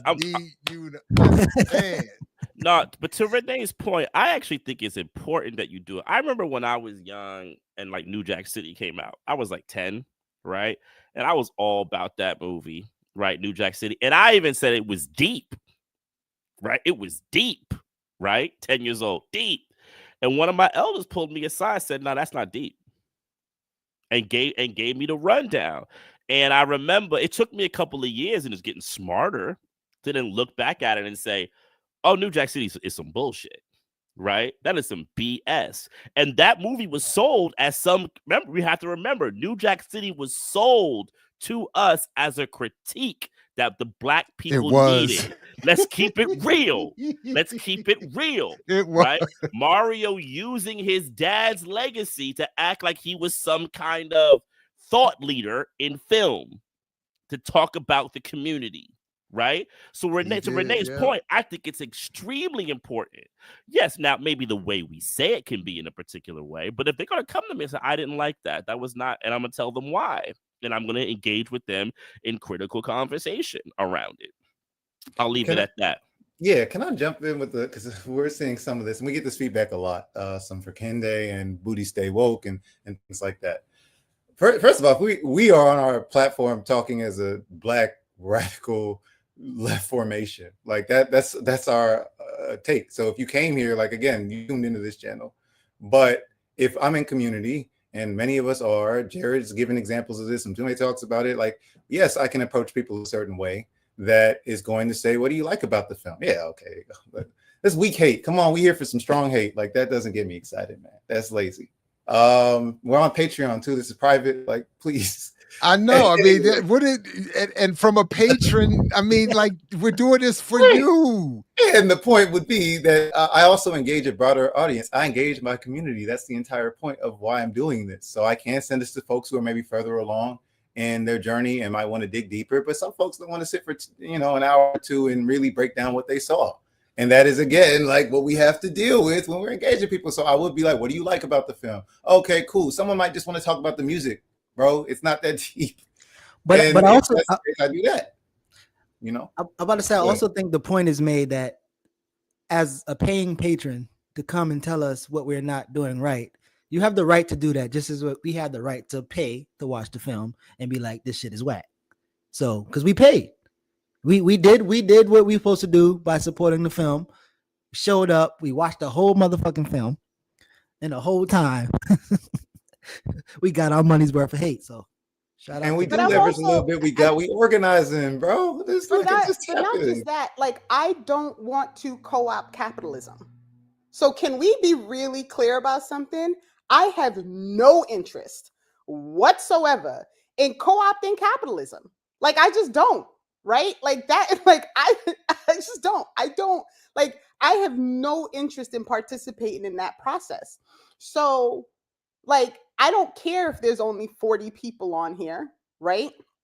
And I'm good with that, right? Because the point is not because we're trying to make millions. The point is, if 10 of these 45 people leave this stream and go into their community and into their next meeting and into their next book club and say, yo, I had this listen to this fascinating conversation about why this movie might not be quite what everybody's so excited that it is, then you are encouraging people to engage in real conversation about other things, right? Like, that's like, I don't even understand. Like for real though, like, then stop paying, bro.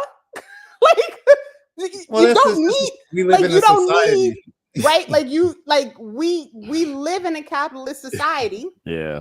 And like, if you don't like the content, the choice really clearly is don't pay the money.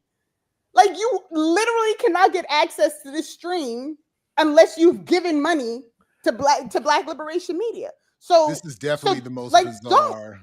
I was trying to focus on this person because I'm more interested in the critique. You know me, but like what you said is going to happen. By the way, it's not a theory. Like, I want to point that out with people. We are sharing it with our networks. I have a radio show that I know down here that's going to talk about it. People who are playwrights and movie makers who are discussing this and actually doing work. Community conversations, because everyone's talking about this, whether I want to or not. So that's another thing about Black capitalism and the Black petty bourgeoisie. They are intentionally trying to draw our people in.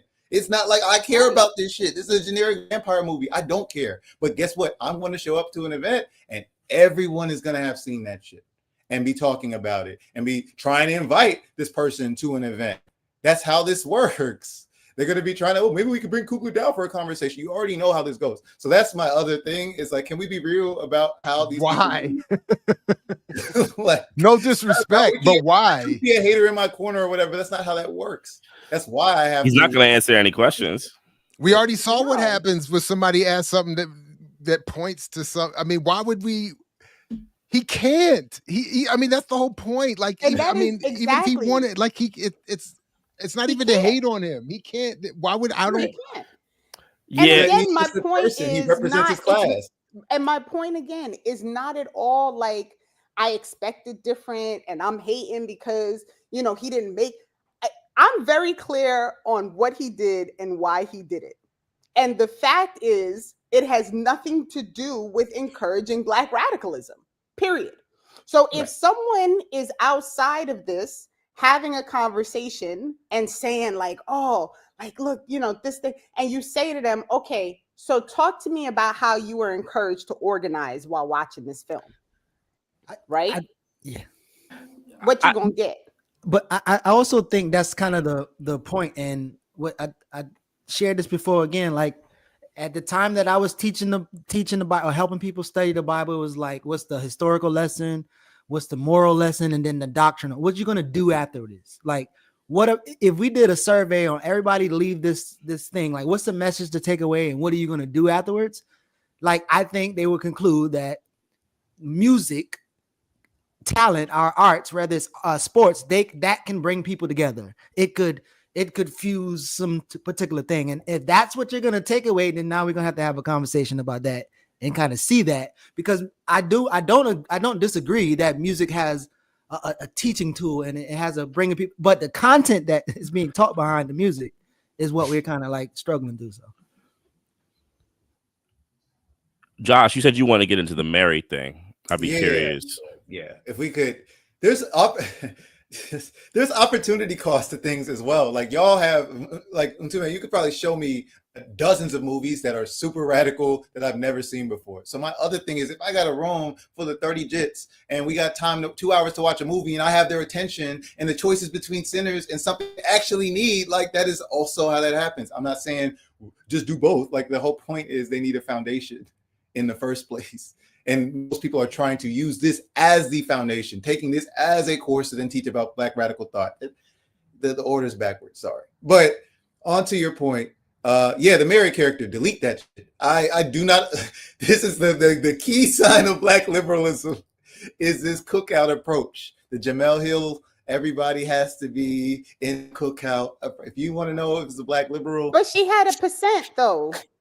She had like 20, what was it, like 20%, 10-15%? Like how's the my granddaddy touched a Black man one time, and so one of her grandparents was half Black. No, it was I think it's a great grandparent who's Filipino and Black, but again, she was born in the 21st century. Like, let's not. But it's one drop, Josh. Yeah, gross. That shit was so gross. No, but I think. To the point though, Coogler is definitely trying some slick stuff there. That to me, I think, is his most probably like straight out kind of vibe with that. Like, Hey, me and Jay have trigger fingers. I'm sorry, I had to pause on that one. That was good. No, but like, like you asked before about like, how would you rewrite this, right?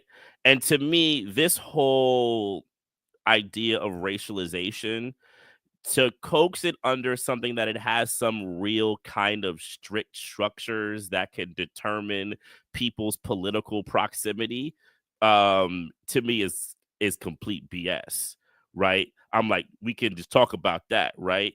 It's just not real, right? There's things you can say based on what people have done, and you can say, well, certain things make sense based on what they've done. But then also, like, things don't always add up as cleanly as he wants to make it. To me, that's only stoking the fire. That's why Tariq Nasheed likes this movie, right? It's Tariq Nasheed logic, this movie. Let's keep it real. And if this movie is Tariq Nasheed logic, we should be running. Running far. So I agree. I would delete that whole kind of exploration. And really, if I was going to make this movie, I don't know a lot about vampire lore, so I can't say how to do the vampires, but the movie just has to be embedded in an exploration of when Black people realize that this thing doesn't work for them, what are the multitude of directions they went? Yes, some of them went into gangsterism. Some of them went into different types of forms, into blues, into sports. And then some of them went into revolutionary action, right? And at this point in all these stories, we need that. It's just that simple. Now, and I'm not saying the movie couldn't have had all these other little points, but like, come on. That could have easily been a factor. But, and then also, the other thing I would say is I'm a fan of old genre movies. Like, I like The Thing. I like, if you watch like the old John Carpenter movies of the 80s, they work so much better. The overarching allegory that you could see within them, they're much better done. They're not these Easter egg hunt movies. You know what I'm saying? Like, he has a great movie, The Fog. With The Fog is all about the kind of nefarious things that America did, right? And in people, and it takes place on the sea, and this fog is coming to go kill the people for the money and all that type of stuff. It's great. It's a great movie, right? But when I watch Sinners, I feel like I'm getting like a history lesson from a dude who did not read any of the books, and he came in and had to be a substitute teacher for the class. And it's like, yo, guess what? They did this, and then like he realized the class ain't listening to him. So he starts telling a vampire story. That's pretty much what Sinners is to me, right? While when I watch The Fog or I watch The Thing, I get a provoking, idea, or even like Ganja and Hess by Bill Gunn, right? The classic from the 70s. I'm getting a provocative thought by an artist around how people within the world have created certain social exchanges and things like that, and you're in it. It's great storytelling, great writing. It doesn't feel a need to like teach me a lesson or provoke me or stoke me or suggest me things, as much as it's putting me in a world and I'm getting something really rich. And then my brain after The Thing always makes me go, oh, interesting. I'm thinking about a lot of stuff after I watch The Thing, right? It's just how it goes. That's good filmmaking, good storytelling. And some of it can be political and straight up to you, but some of it can also be overarching. But let's try to create got that skill. Let's create some practices here. So wait, before you create practice, real quick. Sorry. What if her great grandfather was a slave? Because now she's an FBA, passing as white and great. There's so much spicy shit in that, Renee. We can talk about the FBA thing. I'm sorry, Geechee. You're about to say, but actually, like, if that person is still... I needed to put that in because nobody knows. Nobody knows. All you know is she got one Black person in her line. That's it. That's all you know. Yeah. But the way she was written in the story, that's my whole thing about this cookout approach. Because that's really what it is. Like, the Black liberal approach, it's good for the American imagination. Jared, when I hear you talk about the history of Hollywood and Jews' integration into Hollywood, it comes to mind for me. But you have to sell a narrative, fetishize biraciality, fetishize this melting pot. And then in the interview, he says some wild shit that just reveals it, where he's like, yeah, we wanted to talk about the influences of Mississippi. Now, again, I'm reading this book and I see like censuses of like each town and how many Black people were in the town, how many white people where they lived, all that. So I know how Mississippi looks. But let's say you want to get all these slices of Mississippi together, right? It still doesn't make sense. Like, how is this person would have passed as white, at least her mother would have. So we're supposed to assume that this white woman in the middle of 1930s Mississippi raised two Black boys. That's just already like such a forced way, especially in our community where we pick up our kids. Like, that's just how that goes. He still got cousins around, and you're saying that with cousins around, this man, they let a white woman raise these twins. That is your introduction of Mary into the story. That's how I'm supposed to buy this for real. And then he says in the interview that was what I was talking about before, the blues comes from the Irish and the Choctaw and the Chinese. Like they all contributed to the blues. And I'm like, being in a society does not mean you contribute to that tradition. He's like, yeah, it's predominantly African, but we have to acknowledge the Choctaw and Irish contribution. What Irish contributions to the blues in Mississippi in the 1930s, bro? What? Listen, this break from hate has been brought to you by Revolutionary Optimism. I'm getting out of this. I'm swimming out of this hate pool, and I'm gonna let this comrade get shit done. So to be clear, I'm not arguing it's an extremely radical movie. I'm saying there are bird seeds that could really use. I'm sorry, they could really use as a teachable moment. Use this time as they're hating to drop that bird seed in the chat, and let's see if we could water it and make that shit grow. So go ahead, put that bird seed in the chat. Jared, you on mute, Jared. Or maybe I can't hear you. Yeah, you out, Jared. I can't hear you. Something happened. They took your hate away.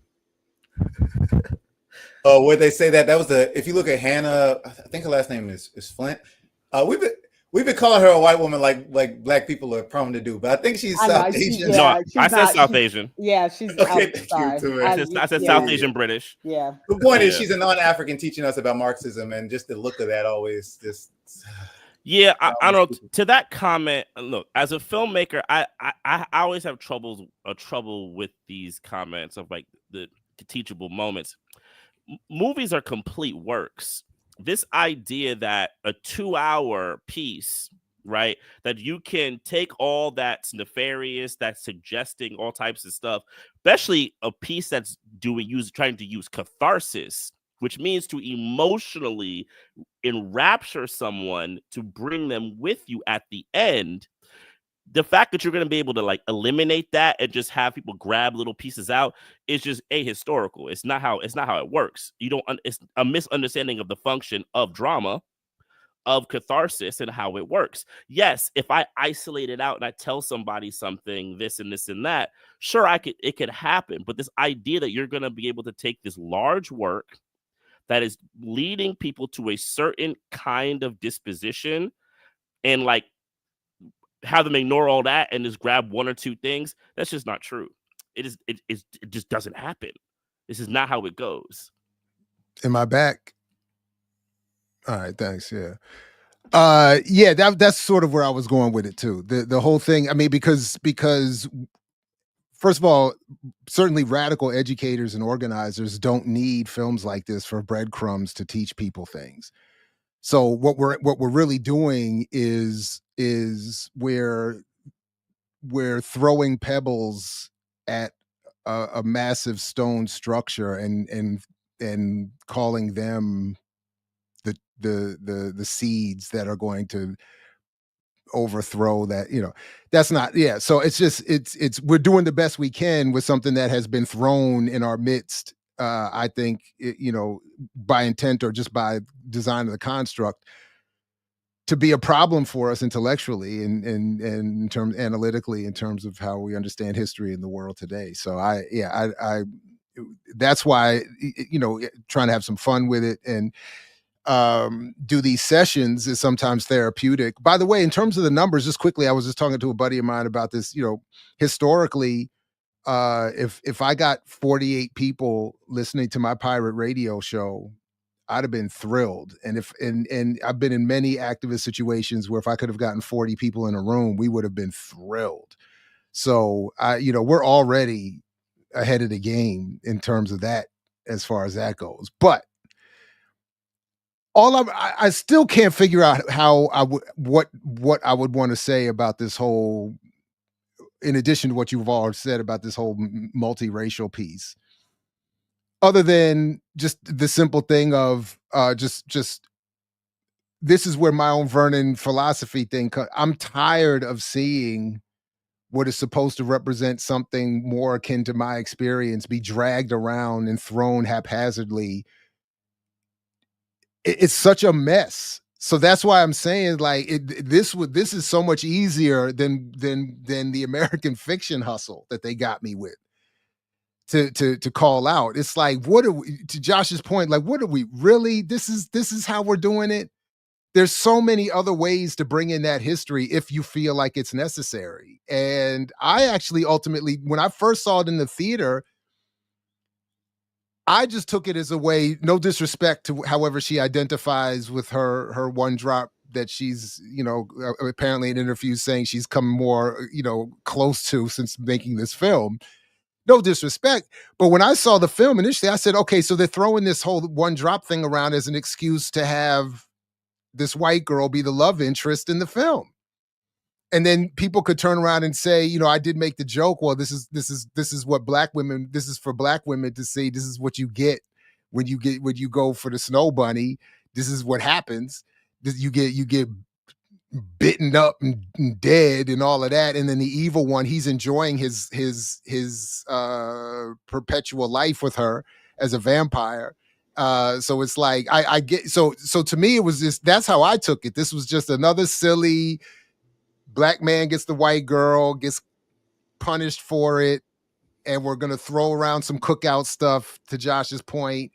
And then to Coogler's point, whatever you have going into the film about your thoughts about snow bunnies and miscegenation, mixed race, multi-race, you just go pour it onto the film.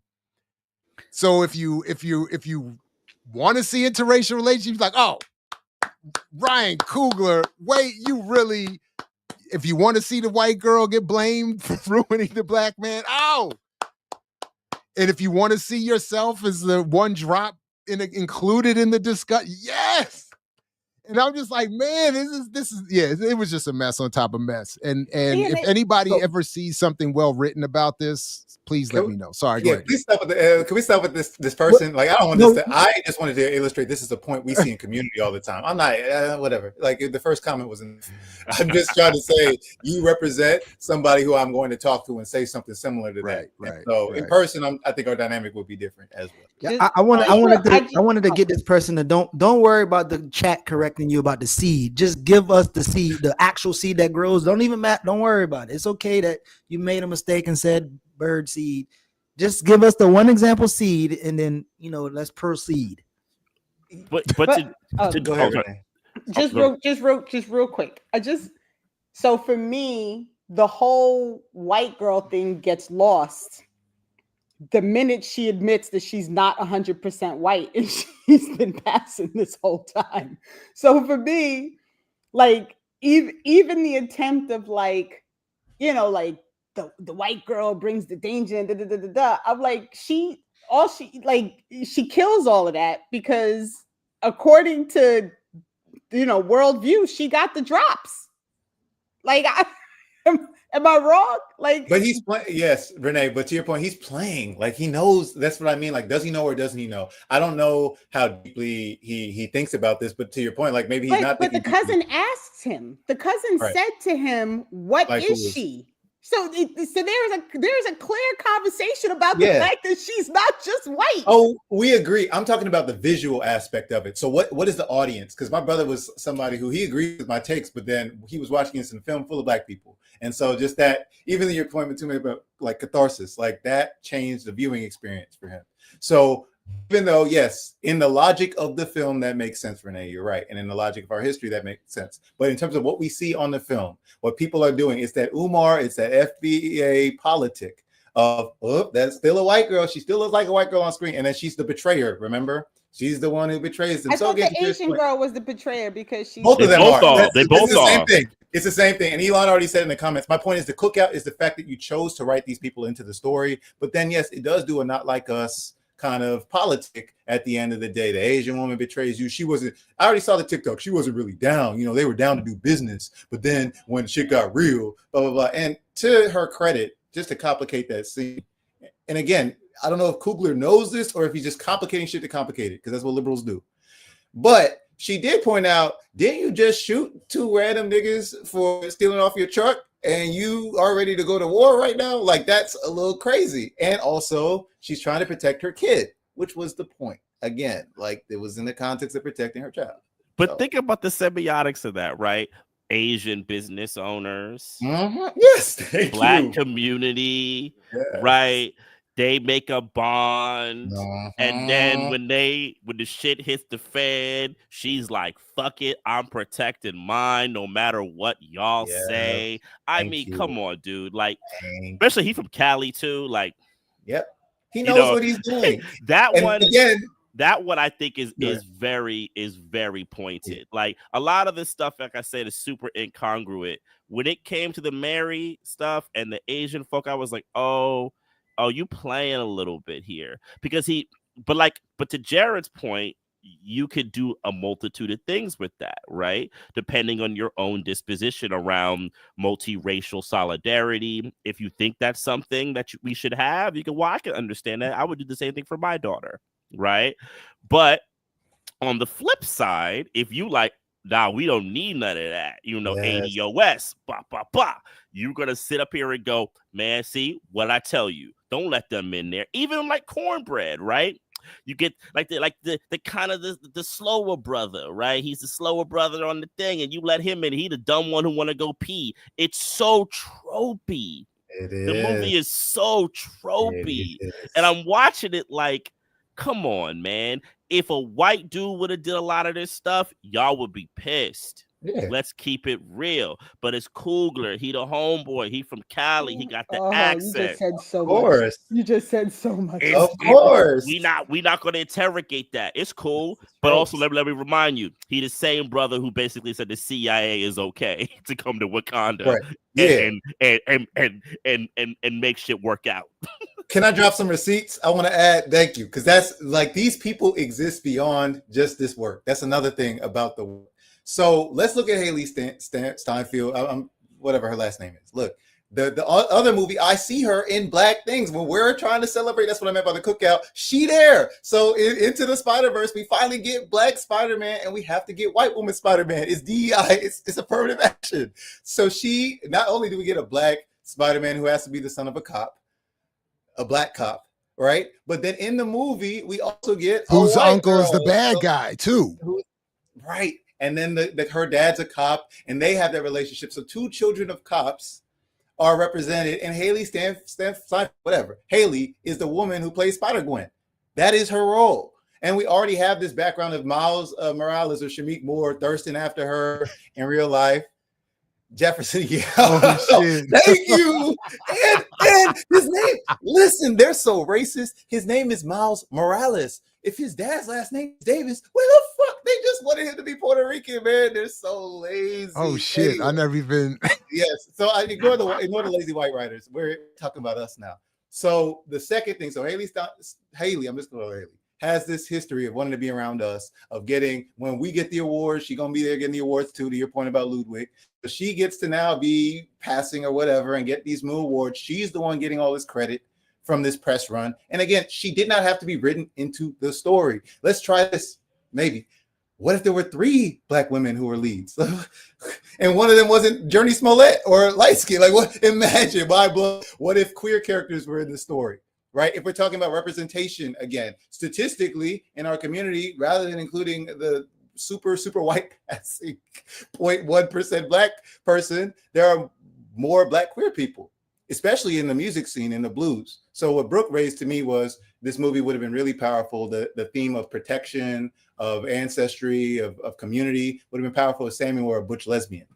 And I actually think that when we talk about fixing the film, that would have been very interesting. It would have changed the whole dynamic of everybody. Because again, all the Black people die at the end of the movie, and Sammy lives.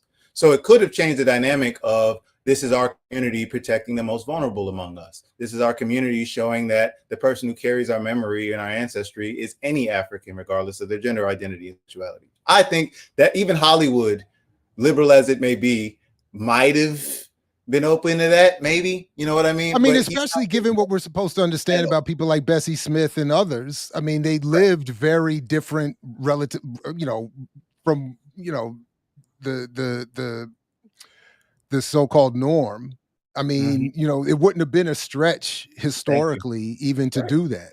But he don't know our real history. So that's why this passing character and this Chinese merchant, who are this small of the community are there before any Black queer characters make it into the story, before all these other things that we've been talking about make their way into the story. It's putting her, and then if we want to get real spicy, you can get into this, the Michael B. Jordan colorism conversation, and how, again, like Coogler uses these films, the Black bourgeoisie, to protect themselves. They have their own psychological hangups that you notice in this film, like the semiotics, but they also use it to protect their own image. Michael Jordan made that Air movie to protect the fact that his foundation had been corrupted, his mom and all that. So in this film, Coogler covers his own ass, and Michael B. Jordan has a history of issues with Black women, right? And I already know how this works. I know the press run where you saw Michael B. Jordan with Lupita more than Chadwick. During the Black Panther press run, Chadwick is the love interest, but Michael B. Jordan's doing press runs with Lupita. So she's the one who covers him that time. You mean the De Beers spokeswoman? He gets to play twins, literally. And he was the one, he got in trouble because he said he wanted to date Kendall Jenner. Just start there. Did he say that? He said, wait a minute, what? Michael B. Jordan talked early on, again, about this is what they really want, right? Killmonger whatever is chasing snow bunnies? He was. That's the headline. I think he's just a colorist. I think he that's likes funny. No, that's funny. But yeah, that's he wanted to date Kendall Jenner. He was a part of All Lives Matter, like the Hollywood. So he had really about that. He has this film company, Outliers. Again, just a liberal politic. Malcolm Gladwell. They're so corny, but anyway, his film is Outliers. He had a Black woman he had to part ways with after that, and he has this movie about a Black kid who has superpowers, raised by a Black single mom. If you watch the comics, the mom just looks like my color, basically. Yet when he casts the movie, she's a lighter skinned 3C Black woman who's his love interest. So all of that to say, this is the context behind Michael B. Jordan. So when he's in this film and he gets to play two characters, one who is dating the Kendall Jenner-ish, person is getting spit in his mouth. The sexy, you're getting punished. Again, the semiotics. That's what you get. They love it. So he's doing two things. He's covering his own ass for that pass. He's literally apologizing on screen for what he did, knowing it's a mistake, and then he gets to have this love interest with Annie, and that's the whole thing. So again, now she gets to cover him, and now he gets to see. And then you look behind the scenes, and he's walking through New York, getting Instagram people saying, "Are y'all a couple?" You know what I mean? But Annie dies, as does their child. So his life with the vampire goes on forever. The issue with that is that with liberals and the conversation that you can just make conversation and struggle sessions out of anything. Liberals will say that the reason you didn't like the sex scene between Smoke and Annie is because you're phobic or because she looks like a real Black woman or whatever. Like that ends up being the conversation. And for some people, that is the conversation, unfortunately. What I will say is I just know what this person, Annie, has been doing with Lovecraft Country. I know her acting career, and I know Michael B. Jordan's acting career, and I know the interest convergence there. So when I'm seeing the scene, I'm like, you're doing this to get you some clout, and Michael B. Jordan gets his. I love. She's Black getting women. Clout too. If y'all was real revolutionaries, y'all would be celebrating Michael B. Jordan's and his twin financial power and ease with violence and militant structure. And I mean, I don't know what the fuck y'all was watching, but so I saw that. Can I just throw in real quick, since Josh asked, how could you make the movie better? How about this? How about they work together to keep the vampires out and prepare themselves for the morning when the KKK comes, and then they get rid of the KKK in the morning, and then they go back into the community and they figure out, like, how can we keep working to make sure that this street stays alive and that we can still survive as Black folk. Not approved. Unapproved by Hollywood, Renee. You've been blacklisted. Thank you for trying. They all gotta die except for one. I mean, Sammy's a final girl. It's the final girl trope, which is interesting if you think about liberal thoughts of femininity and masculinity, right? And trying to throw that in there and making Sammy essentially a feminized character. I put those in quotations, right? In the kind of liberal way of thinking about how it moves. I mean, the whole thing is really nasty. I agree with you. It's funny, Jared. I also think what you have said about this overuse of genre has legs. And I have to think more about it because I fundamentally agree with you. But what I would say is, yeah, to me, this film needs to not be a genre film. It needs to be or if it's a genre film, it's what Renee said, right? The vampires are just, the icing on the cake of who they kill, right? And the real story is about, these people these two brothers who realize what it's going to take to organize the community, right? Yeah. And just to be clear, and I'm down to hear more about it, and I don't know if we want to start headed towards to wrapping up or not, but just quickly, the point about the thing for genre for me is that, and maybe this is just more of my bias being projected, because part of what I'm at least thinking now is, as I've said already, that especially now having watched in rapid succession after this film, Zone of Interest and Conclave, I just like those films so much better. And I think for whatever their flaws, and I'm sure there's plenty, they just clearly care about the subject more than I feel like the films that we get that target Black and African audiences. And I think that there's a way to do it that we can get really compelling. Like I couldn't take my eyes off the screen really for both of those films. And yet there's no explosions, there's no blood, there's no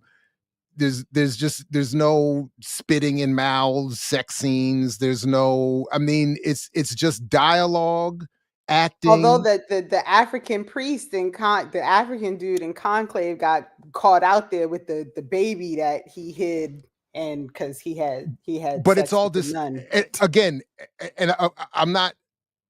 But again, even if there's a flaws in the story there, but we don't see that though. It's just we see his reaction to being caught, which to me was a very well acted.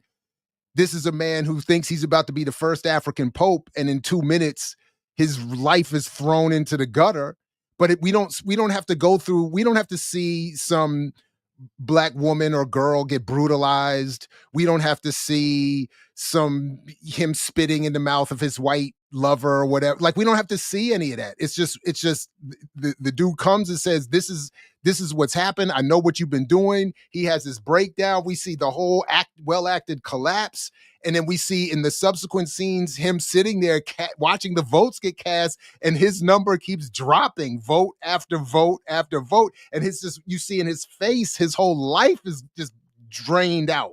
And everything he ever hoped that he was ever going to have, and he was that close, and it's done forever. For the rest of his life, he's never going to get there. And I thought that was so powerful.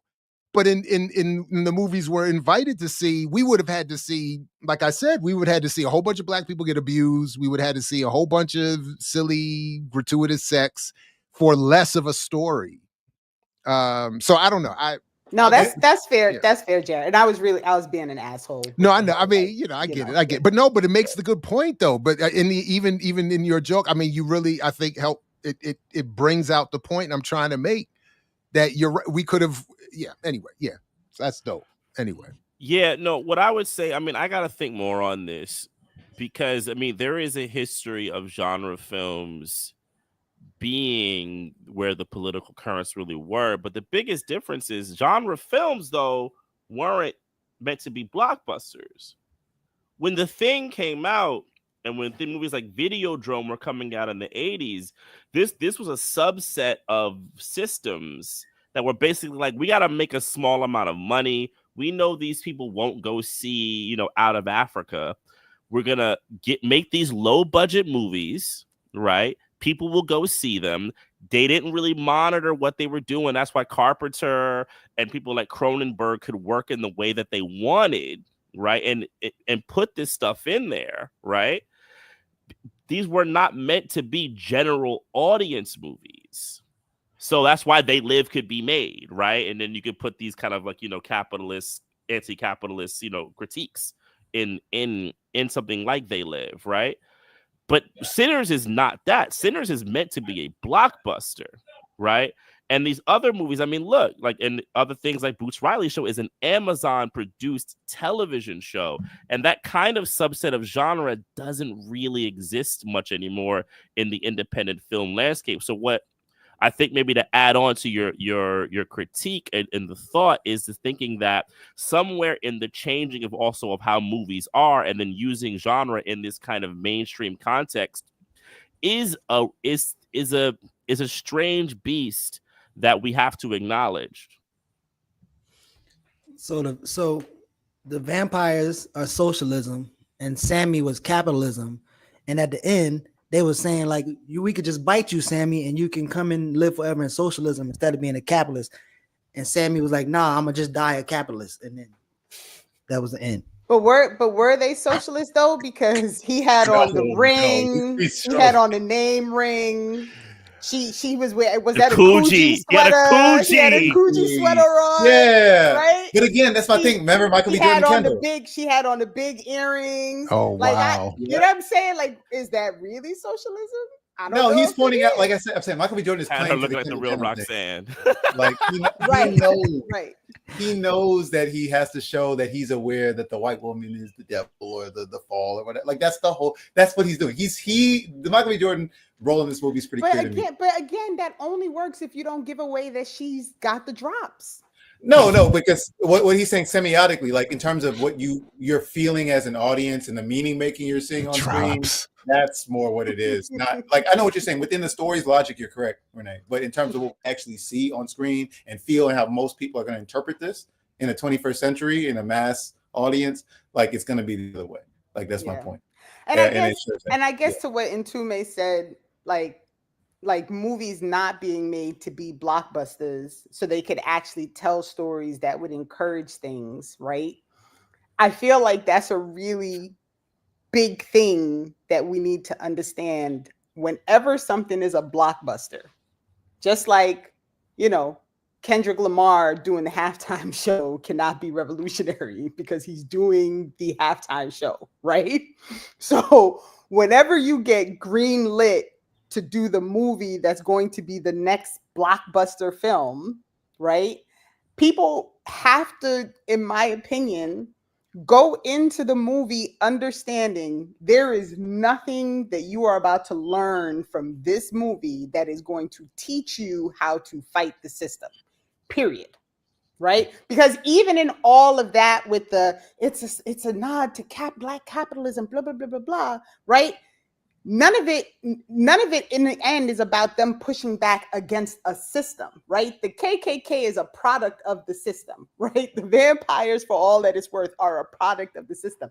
They're not fighting the government, right? When they do anything they do. So in the end, that's really what I want to encourage. Go see the movie. Right? Go enjoy it if you want. If you think it's a good thing, go listen to the music by the Swedish guy who, got black people to help him write the lyrics, whatever. Like that's fine. Like go do all of that. Right? But remember that the point of the movie is for you to go and give your money to the movie theater so AMC can make their little bit and so Sony can make their little bit. And so, in 25 years, like Ryan Coogler can get his credits back, which let's be all clear. He was very, very clear that he is not the only person who cut that kind of deal and that it's not even that serious that he got that deal. And, the whole like on Democracy Now! Being like, well, I don't want to say why I think people are making a big deal. Like it's all nonsensical. Like this whole like bullshit conversation about like, like these hidden Easter eggs. It's just a movie. The man wanted to make a movie that stole from a bunch of other vampire movies and gave you a little bit of bullshit so that you could tell someone else like go watch this movie so you can find the Easter eggs, right? And then they can go and then they can tell somebody else go watch this movie. So and then in the end he's sitting back with all the white people who are funding the movie and they're all making a brick off of it. Yeah. Renee, to that point again, just rethinking what I said before, even if we're considering her passing, like that still would just be the critique on the rap game and they're liking, having colorism, having mixed race or light skinned partners. So even if she's a light skinned black woman or red as a white woman, serves the same thing.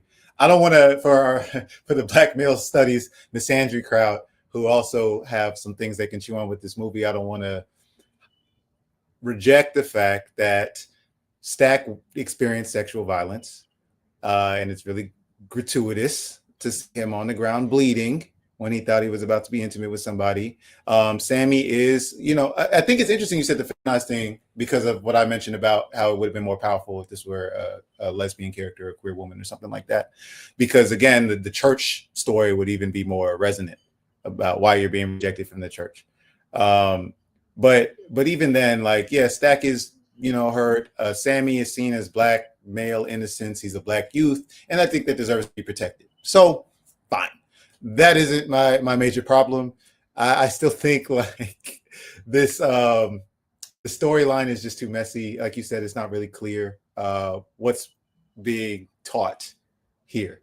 What are the vampires? Again, you can just impute meaning on the stuff, and then you can just constantly go back and forth with discussions that don't really lead you to the deeper conclusions. So, and let's be clear that Sammy was not innocent. The man went down on a married woman in a storage closet. Right. Well, that was the whole, yeah. So, again, sinner. Right. Don't forget all these clear nuggets that are just not completely I don't even know what that had to do with anything in the movie. And I think it's the horror movie trope though, because it's always teenage. It's but he didn't get killed. It's just it's like teenagers sinning. Well, maybe he's playing on that, but it's like she did though. Yeah. Speaking of horror movie tropes, because she's the real sinner. She's the married sinner. Yeah, how dare you seduce that good Black man? It's all you, and you cheating on another good Black man. It's her fault. No, I'm just playing. But, didn't even stop to wash herself. That was also part of that. Yeah, that whole. So on top of all of that, he's unclean. She's unclean.